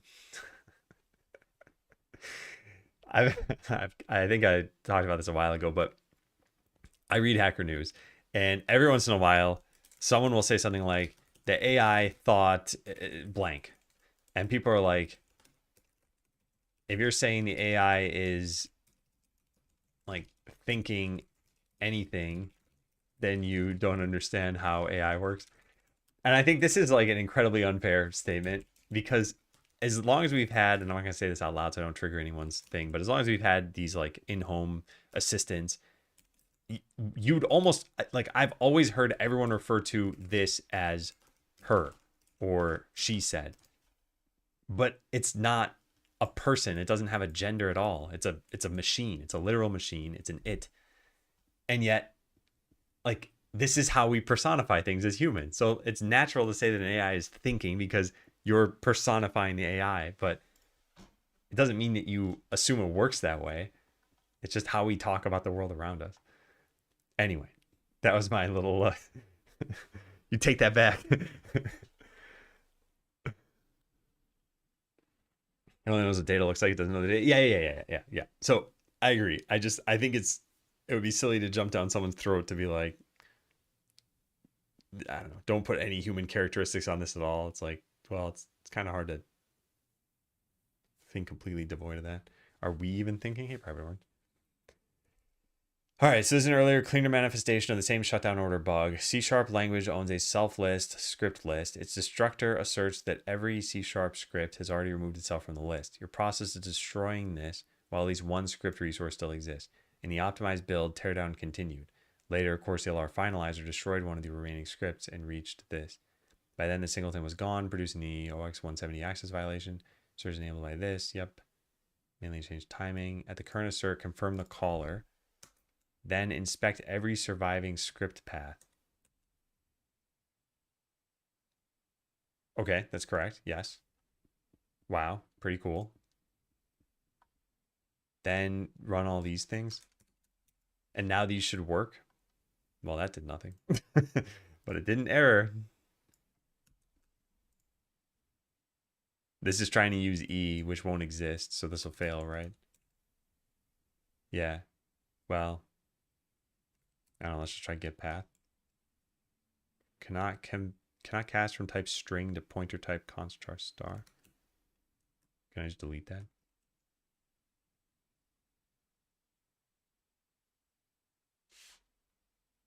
Is it going to do something? Well, what do we have here? Well, look who's caught red-handed. Yarn spinner Godot. well. Okay, well, that's interesting. I mean, we had a pretty good feeling it was this because that's what was printing out of not cleaning up. Action markup handler. I mean, I know I don't have enough yet to be able to solve this, but this in particular is not a very big file. And it's probably, I mean, it can't be calling abstract functions, so it's got to be calling the underlying function inside of line presenter is my guess. So one of these things, and one of them is, no, there's just on prepare and stuff. Do we use on prepare from here? No. Where does that get used? Letter typewriter? And line presenter calls into it. Anyway, all right, so sure, what else should we do? Repeat the last two commands until it becomes null.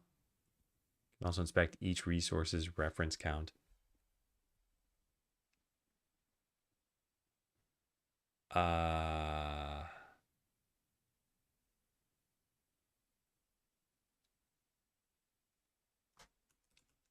Repeat this until it becomes null. Wait, so this is not actually correct?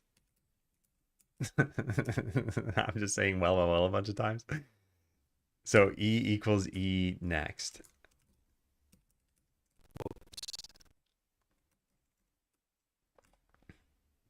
And now we get this. Oh, it's already null. Oh, so no, I was correct.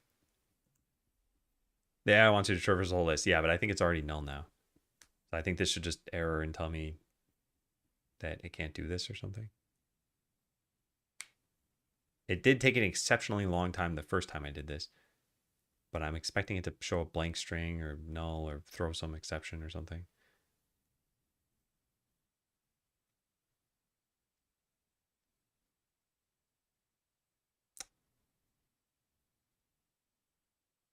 Why does this take this long? Or is it because it won't resolve? Yeah. So I didn't expect it to get this. So yes, it's this. This is nuts. How's it going? Making good progress? I'm doing something. I don't know what.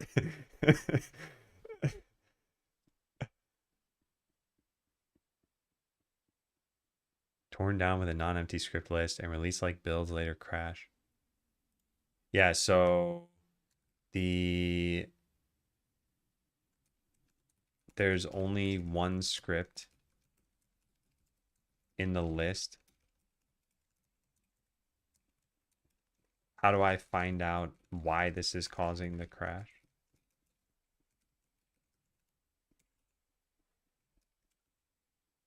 Oh man. It's a one script resource surviving until language teardown.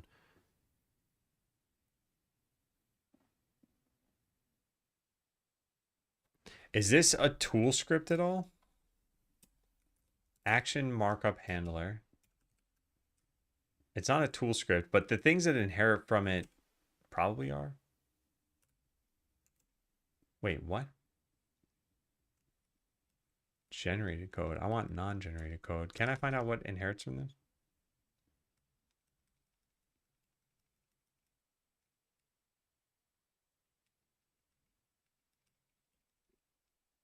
Wait. Wait.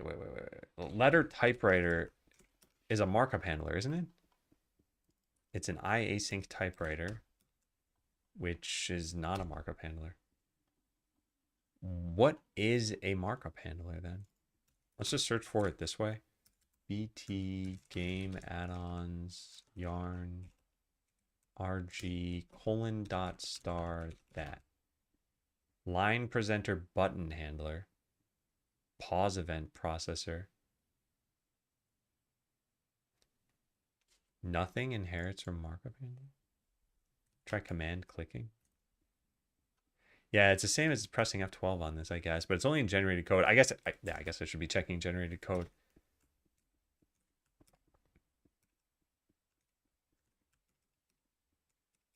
I don't think this helps.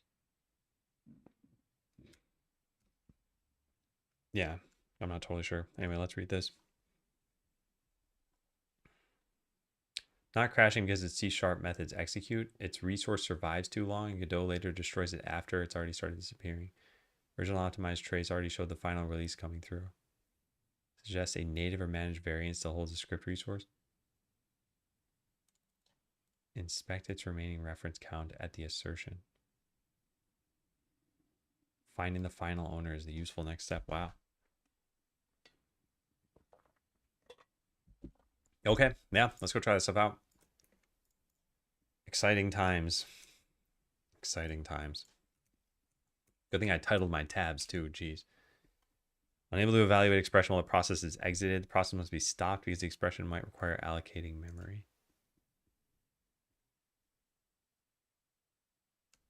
At the assertion. How did the process stop? It was returned to the state before expression evaluation, huh? Oh yeah, you're right. Yep, got it.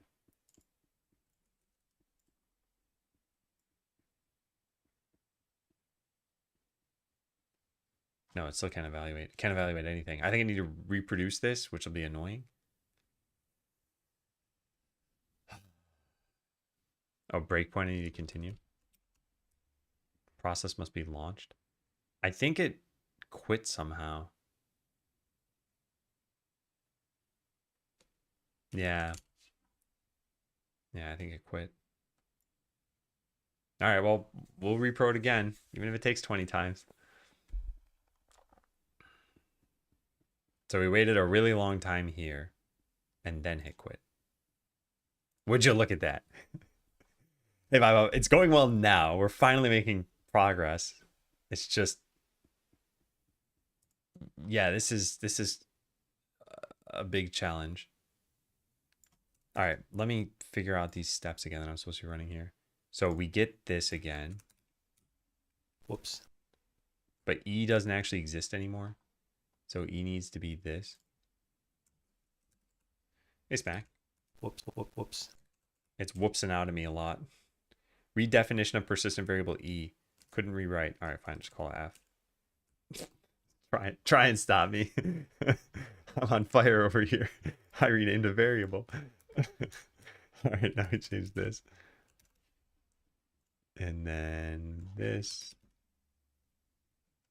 It's equal to 1. If reference count is 1, finding the final owner is the next step. Okay, well, let's just run these other things too, just in case. Instance ID, sure, whatever. And this. True, yes. Okay, so the resource cache still has this. Rerun and stop when this specific script is loaded. Continue through script loads until this is action markup handler. This is going to be tedious. Wow.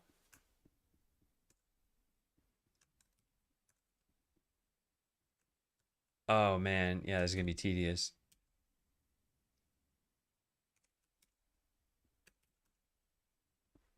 Because it's got to load like 30 scripts, right?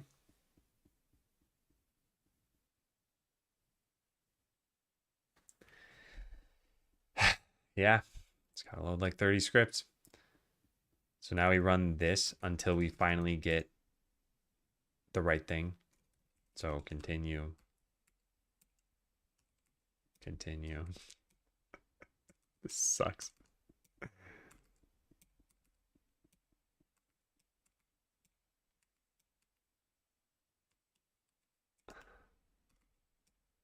Yeah, this sucks. Then you just type C. Well, I'm just pressing up and enter anyway, but yeah, that is good to know.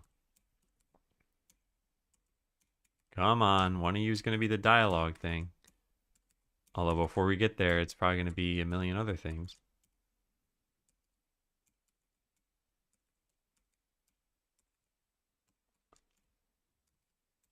Oh my god, this is painful. We're still loading farming stuff too. We got to get through all the add-on code.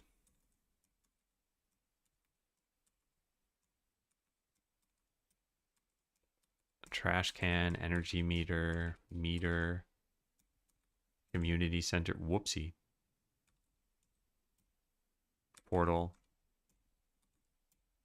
Dialogue runner. Okay, we're getting closer. Got to make sure to stop on action markup handler. Yarn project. Line presenter. There it is. All right. Now what? Save its pointer.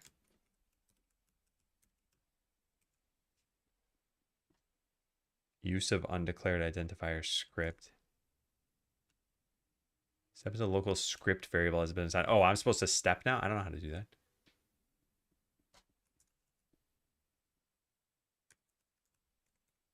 LLDB step. N.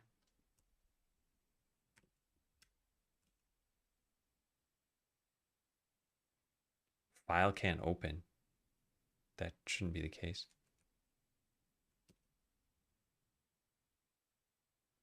Hey, Grace, it's going well. Uh, P path. There it is. I'm supposed to get script, not P path, so I don't know what I'm talking about. Where's script?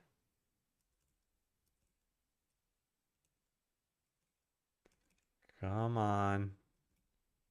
How long is this function? We didn't get it already, right? Yeah, we didn't get it already. Source set path or SCR, not source. Now we break, reload, error is okay, and then just return it. What's SCR?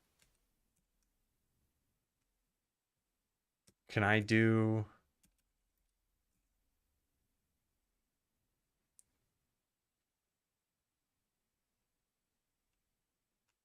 Wait, is that what this wants me to get? Yes. Yeah. So this is just the wrong command. I want to set this to SCR, I think. No viable conversion from a reference to a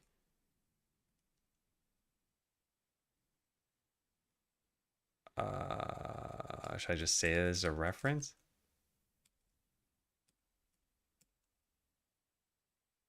Redefinition, target 2.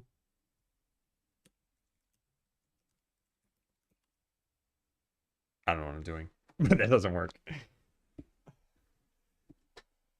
What's going on? We're doing low level debugging to try to figure out what's causing the crash. Try star SCR.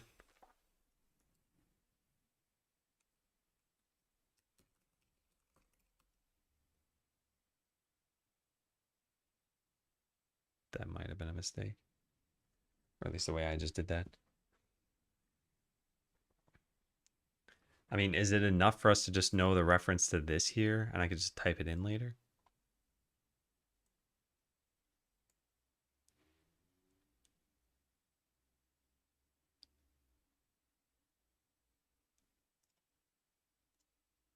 I think I crashed the process by doing this.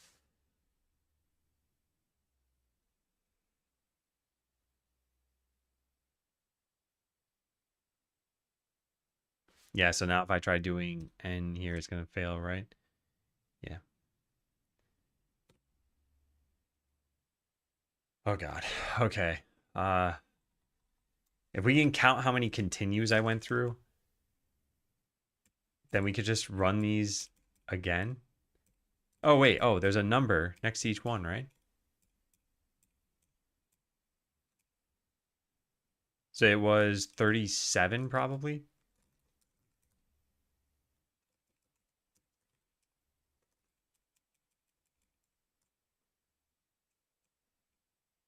I want the final one of these.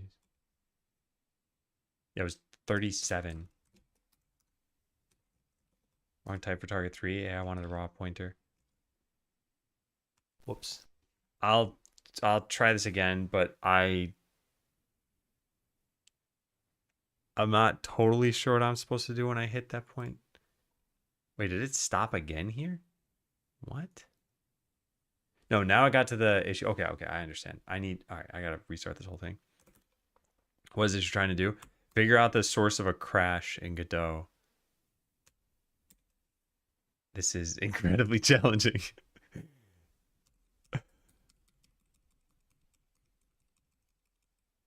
All right, we're gonna go like way back. Might not even let me go back that far. So I need a breakpoint set. And then I need this as well. All right, so the breakpoint's set. Now we call run. Hey, Scoreline. Well, so an actual debugger, I mean, we could debug our C# code, but this is happening in native code. Why does this... Oh, yeah, this is expected. So now I got to print out the path and everything. Oh, we got to do this again.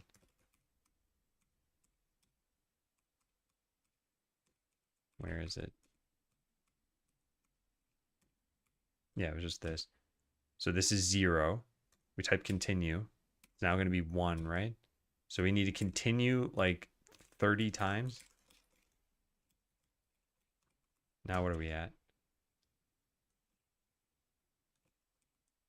No, was that number just coincidentally increasing? Okay, well then it matters what came before this. So we continue until we get into the add-on. We're not there yet, so another 4 times or so. We're still not there. We're still not there. We're getting there though. Okay, now we're getting closer. Almost. There it is. Great. So we're back here. Now I need to go down to once we have the script. So now we do this a bunch of times until we get to the end.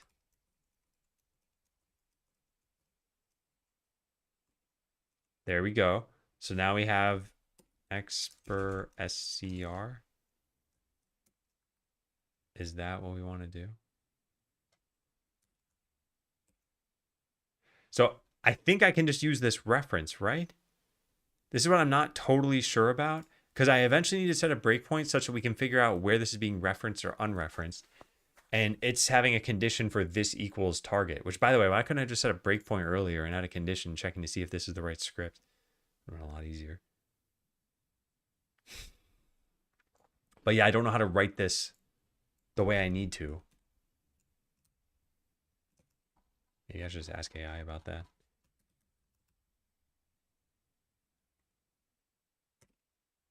Hard code the address instead of trying to set the variable. But what I'm not certain about is this is a reference to a C# script. And what the AI wanted me to do at least is get just the C# script. I guess we could just set multiple conditional breakpoints.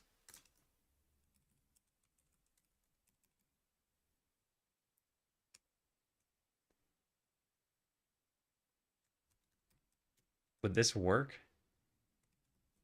Gonna try it. What do I have to lose?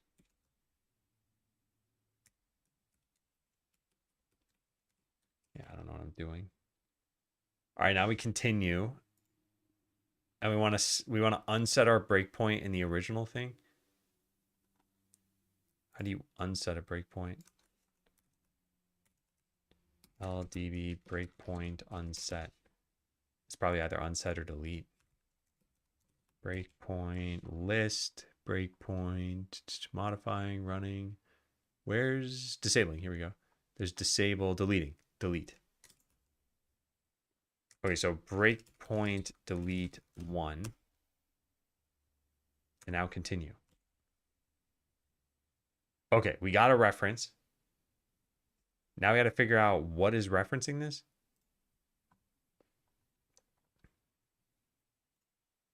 Get reference count. Shows where an owner was added. Shows where owners were released. The missing release is the interesting one. All right, so it should be 1. Yeah, it's 1. What does BT do? Backtrace. Okay, backtrace is what we want then, right? Backtrace 15, BT 15. Resource loader. We could go into this frame and figure out what we're loading, maybe. Frame select 8. Expert dash P path. Am I learning things? I am learning things, except for this didn't help us. This, oh no, what does this mean? This means that loading the script referenced the script? Or I'm being stupid? Probably the latter.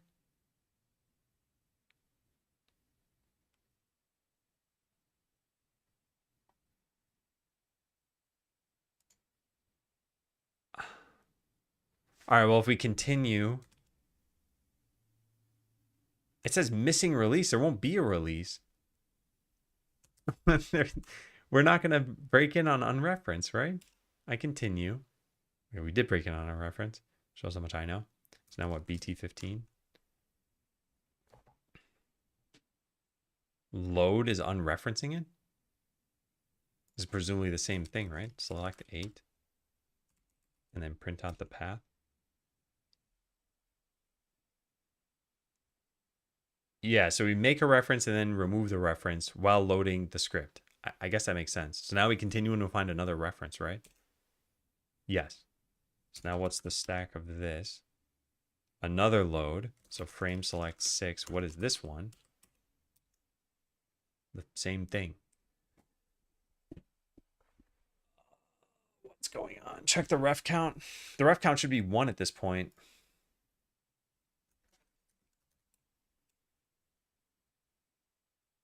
Oh, I'm in the wrong frame. Frame select 1. Oh god.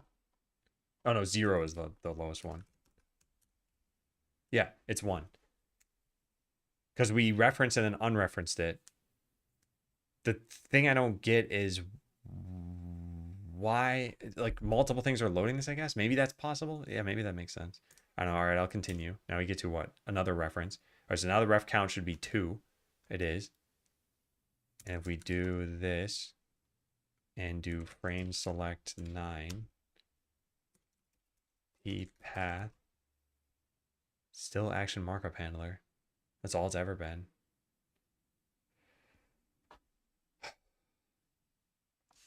Is there more to it than that? If I do like 30 here, we only have 24 frames. We're just loading a resource. All right, let's continue again. Is there an unreferenced call? Yes. So now the reference count is 1 again. It's 3.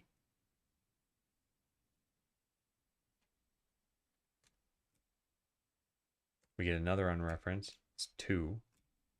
We get another reference. It should be 1. Okay, I see. And what's this one? It's probably the exact same thing we've been looking at this whole time. It is. Now we unreference it. Great. Well, I mean, I might as well print this out. Oh, that's different. That's very different.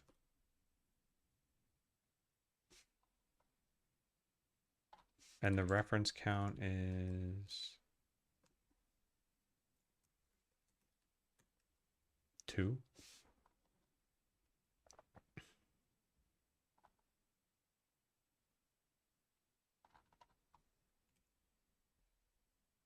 Then we get another reference. Reference count is down to 1 because the unreference brought it down. So now it's going to be 2 after this. And where is this coming from? Godot sharp internal script load.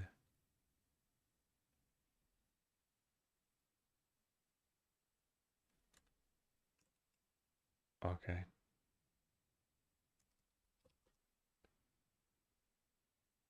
I don't think this is helpful. Yeah, I don't think this is helpful. Oh, here's the variant that it mentioned.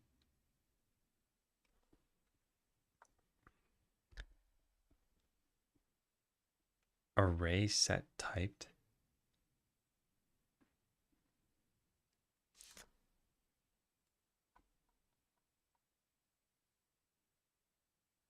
Scene assigns a line presenter button handler, which derives from the abstract action markup handler. Godot therefore needs the base script as typed export metadata. Since a crash requires starting dialog, an async presenter path may be retaining a variant.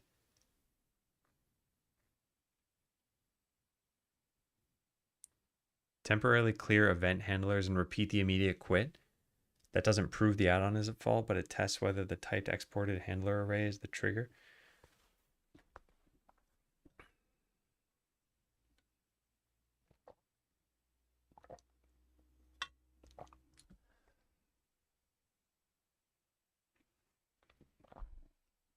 Oh my God.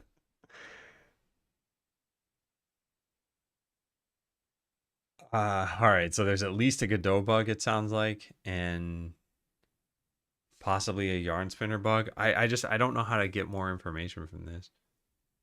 Unreferenced shows where owners were released. The missing release is the interesting one. Okay, I see. So what I was supposed to do this whole time is match the references with the unreferences, and I haven't been doing that.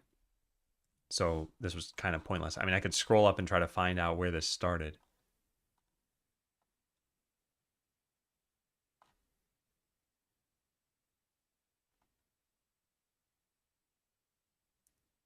Yeah, so probably here, right?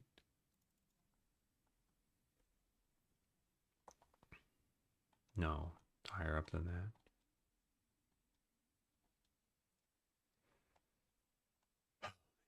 Okay, can I just select everything?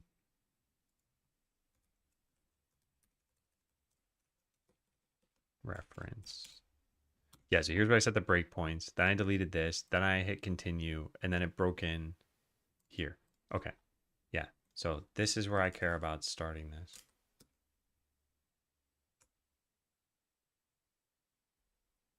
So we have a reference and an unreferenced. These are paired up well, so we're done with that. Then we have a reference here that came from loading the script and an unreferenced that came from loading the script. So those are paired up fine too. So then we continue again. We get a reference from load start and no, we don't get an unreference from that. Then we get another reference. This is where things start getting kind of sloppy here. Yeah. Yeah, this is where things get sloppy. Stop reason equals breakpoint. We didn't wait in game yet. Right. We haven't waited in game yet, but the thought here is that we're referencing this script a bunch of times and then not clearing a reference one of those times.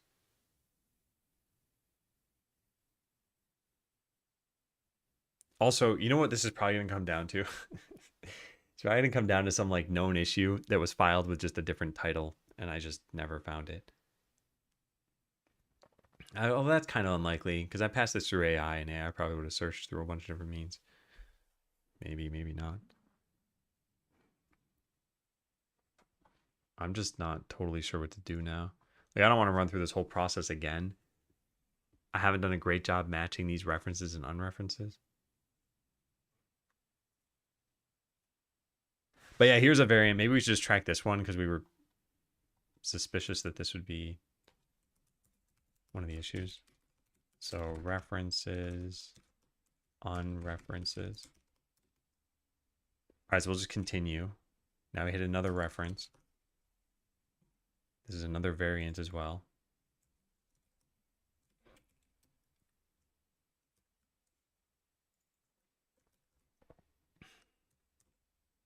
Continue again. There's yet another reference. It looks different slightly.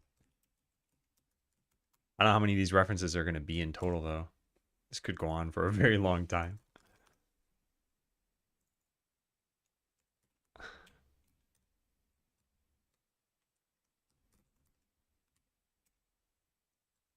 Here's an unreference.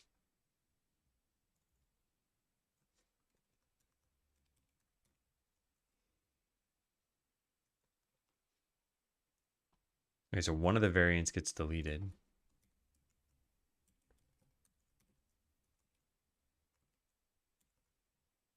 Another variant gets deleted. So that's pairing up all the variants that we had. 1, 2. Yeah, 2. So those are done now.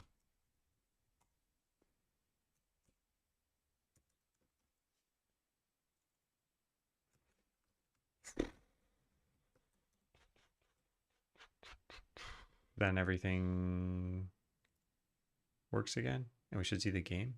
Oh, another reference. This one happened after quite some time, though.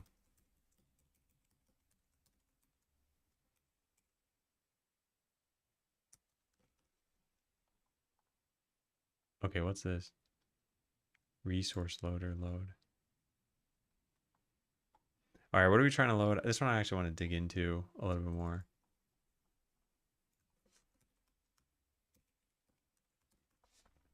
This is where? Frame 12. Frame select 12. I want to look at what this is. Line presenter button handler is referencing it. What is that? Line presenter button handler. So this has an action markup handler in it. Why didn't I find this when I did this? I pressed F12 on this. Why doesn't it show up in... What? Why can't it find this? Huh. Yeah, this inherits from it. I thought Godot didn't even let you have a partial class that inherited from an abstract class. Like, I thought this was just not valid. I wrote some notes about this. C# and Godot, abstract. Abstract classes don't play nice. You may get an error about a script not loading. What does this say? Is it still open? It is still open.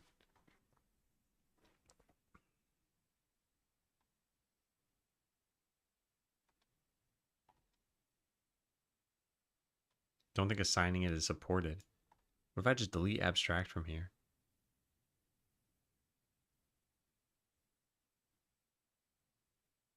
Namespace error might be why you don't see it as an inheritor. I don't recall. Like I said, my brain is just fried.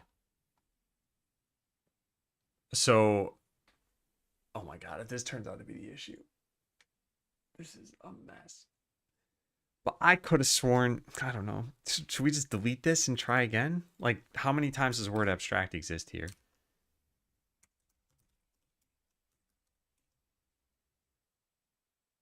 Because you could just turn all these into virtual and delete the word abstract, and everything should be fine.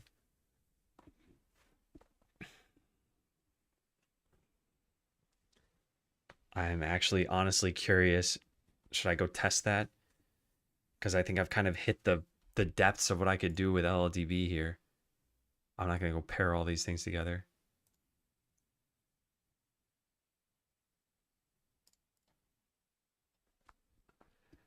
Oh my god. All right. I want to try it. Yeah, I want to try it. Let's go figure this out. So we're going to search for abstract. And This is a markup handler. Wouldn't we have a problem with this? Maybe we don't use replacement markup handler and that's why we're not having a problem? I don't know. I'm just going to delete that too, though. Yeah, let's just delete everything that says abstract. This should be virtual. I guess everything that, well, yeah. I should probably Command Z all of that. It's too late, isn't it? No, it's not too late. Okay. So we're back to how we were, right? We search for this. We should have, yep, good, great. All right, so all the classes can remove it. All of these can change to virtual. So class remove, this changes to virtual. Virtual. Class remove. Virtual remove.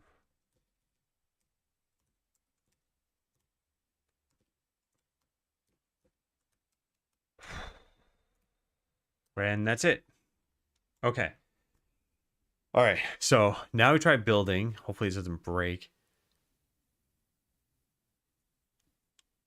Everything broke. What's the problem here? Error, variable storage, must declare a body as it's not marked abstract. Yeah, okay. Yeah, so I gotta change a couple of these things. So this turns into curly braces, curly braces. I'm just gonna keep pressing F5. We'll just find them and fix them as they show up. Public partial class.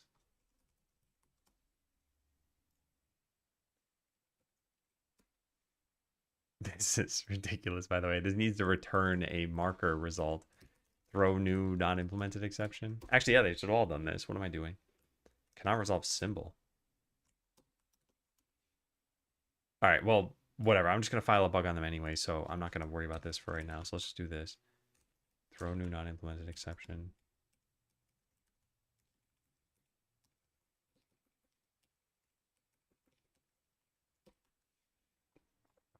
This is some wild behavior, by the way. This is what's really happening here.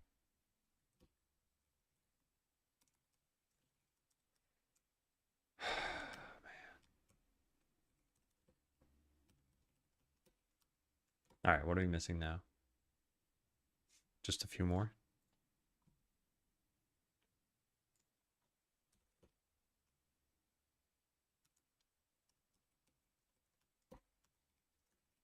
And then one here. Okay, let's go try it.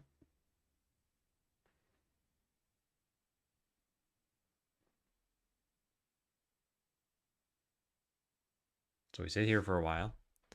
Then we go to quit. All right, did still crash.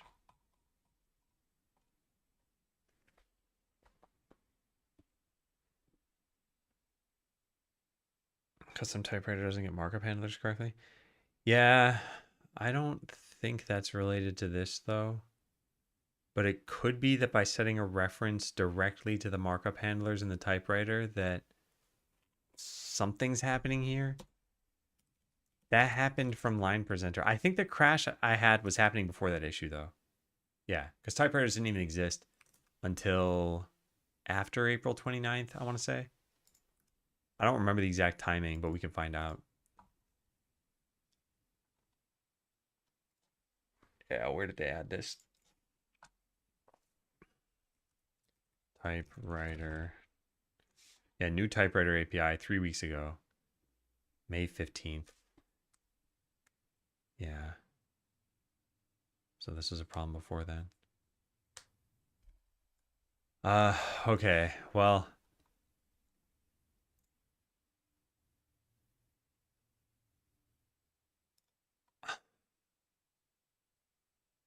they said to try something here. Temporarily clear event handlers on line 185 of this. This is in the scene file. Repeat the immediate quit. So just don't have event handlers in farming game. Okay, whatever, right? Whatever.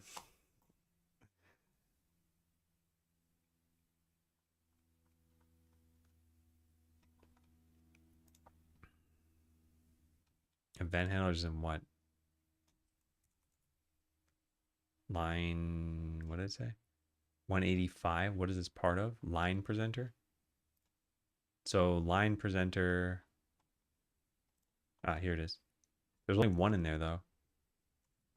Node path line presenter button handler. Yeah. Okay, let's clear this. Done. And now what? Repeat the immediate quit. Does not prove it's a fault, but it tests whether the typed exported handler array is the trigger. Sure.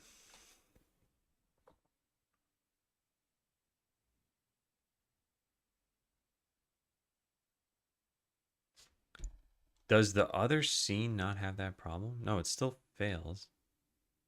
So I wanna undo that.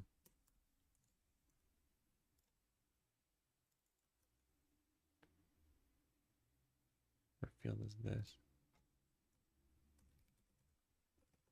Clearing event handlers from farming game.tscn still allowed the crash to happen. I tried the reference slash unreferenced stuff in LLDB, but there were so many instances of each call that it was hard to pair them together to figure out which unreference was missing. Is there a way to make it easier? While that's answering, I want to... No, I know what I want to do. I wanted to originally look at the scene and see if something changed. Let's go back to this for a sec and just see, is it just waiting a long enough time? Maybe I've never tried that here. So we sit on the screen for a really long time and then hit quit. It doesn't ever crash. Why doesn't it?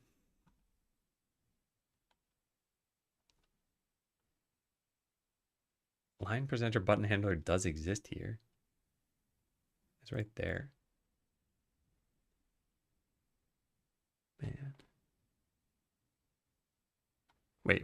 I'm the wrong project. Oh, I only have the one project open because it crashed Godot. Okay, let's open up the next project then.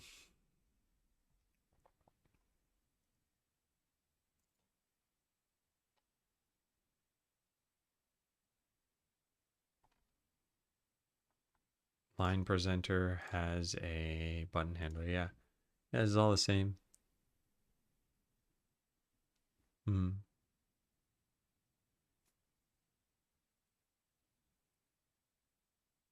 I mean, this does imply that it is something I'm doing from farming game that's having an impact here.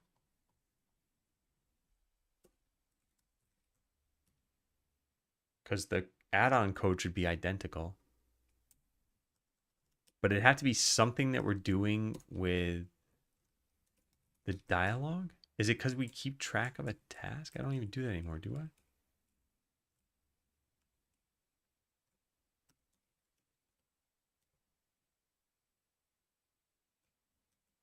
Is this being hit?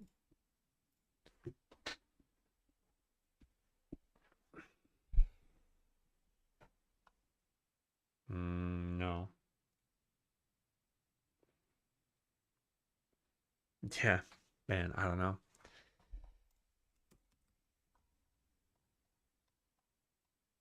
I don't know what else is going on here. I mean, you could try pruning all this stuff down again.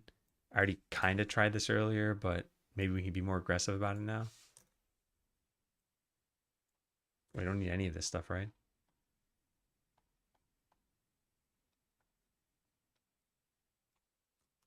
Yeah, just comment it all out. Because none of this should matter. Unless we're saving references to things, and we shouldn't be.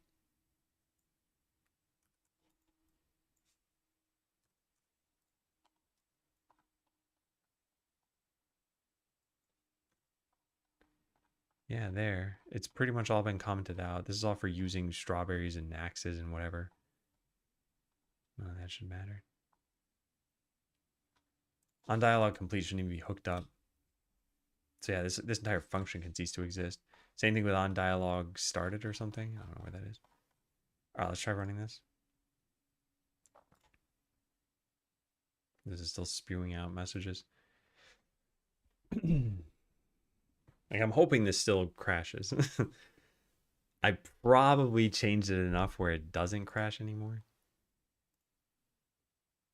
Yeah, It's not crashing anymore.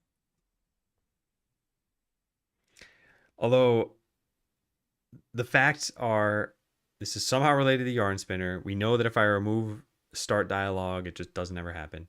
And we know that I couldn't repro this in a standalone project. So there's some code that's going on between either main or the farming game that is causing this to happen. But I cannot isolate what that code is. Like the crash stopped. I deleted pretty much everything. So now we'd have to reintroduce some of it. And yeah, eventually the crash would happen again. But what is the sum that we reintroduce? I mean, let's put all this stuff back in, I guess.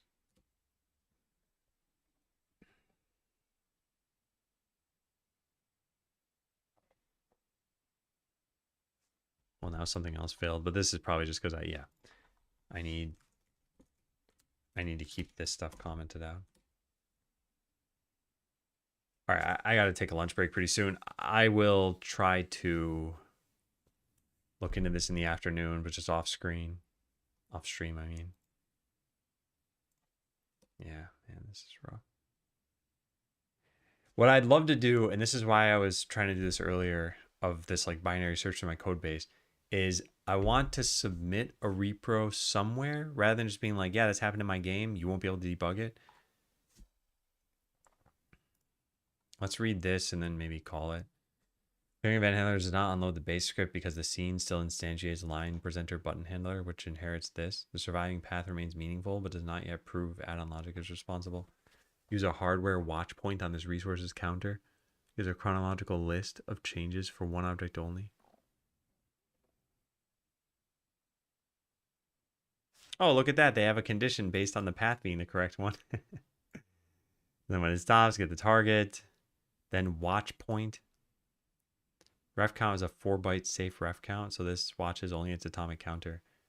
If it objects to the private field, stop once inside a target specific call first. Disable that breakpoint, log automatically, find the watch point ID. This is print the backtrace. Disable the path breakpoint and resume.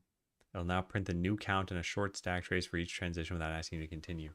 Then save the output, and after the assertion, look for the transition that leaves the count at 1 without a later decrement. Oh! Oh my god. Okay, that would have been much easier. Yeah, I gotta follow these instructions then. Oh man, this is gonna take several hours. Because I don't think this is gonna just fix it. And even if, yeah.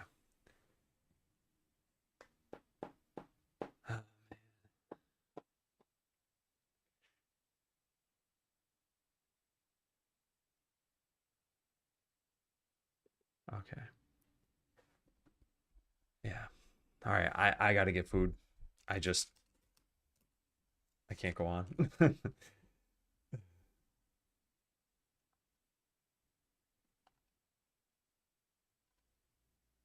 right. So let me go find someone to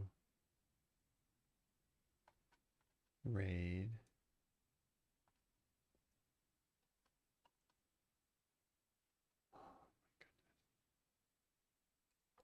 Let's go raid TCAB. Yeah, thank you all for watching. Thanks for being here. Thanks for the help for people in chat. I just, God, I want to get to the bottom of this.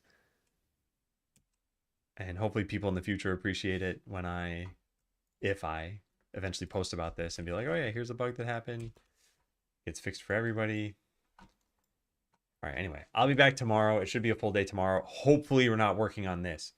I am desperate to get past this. So thank you. Goodbye, everybody.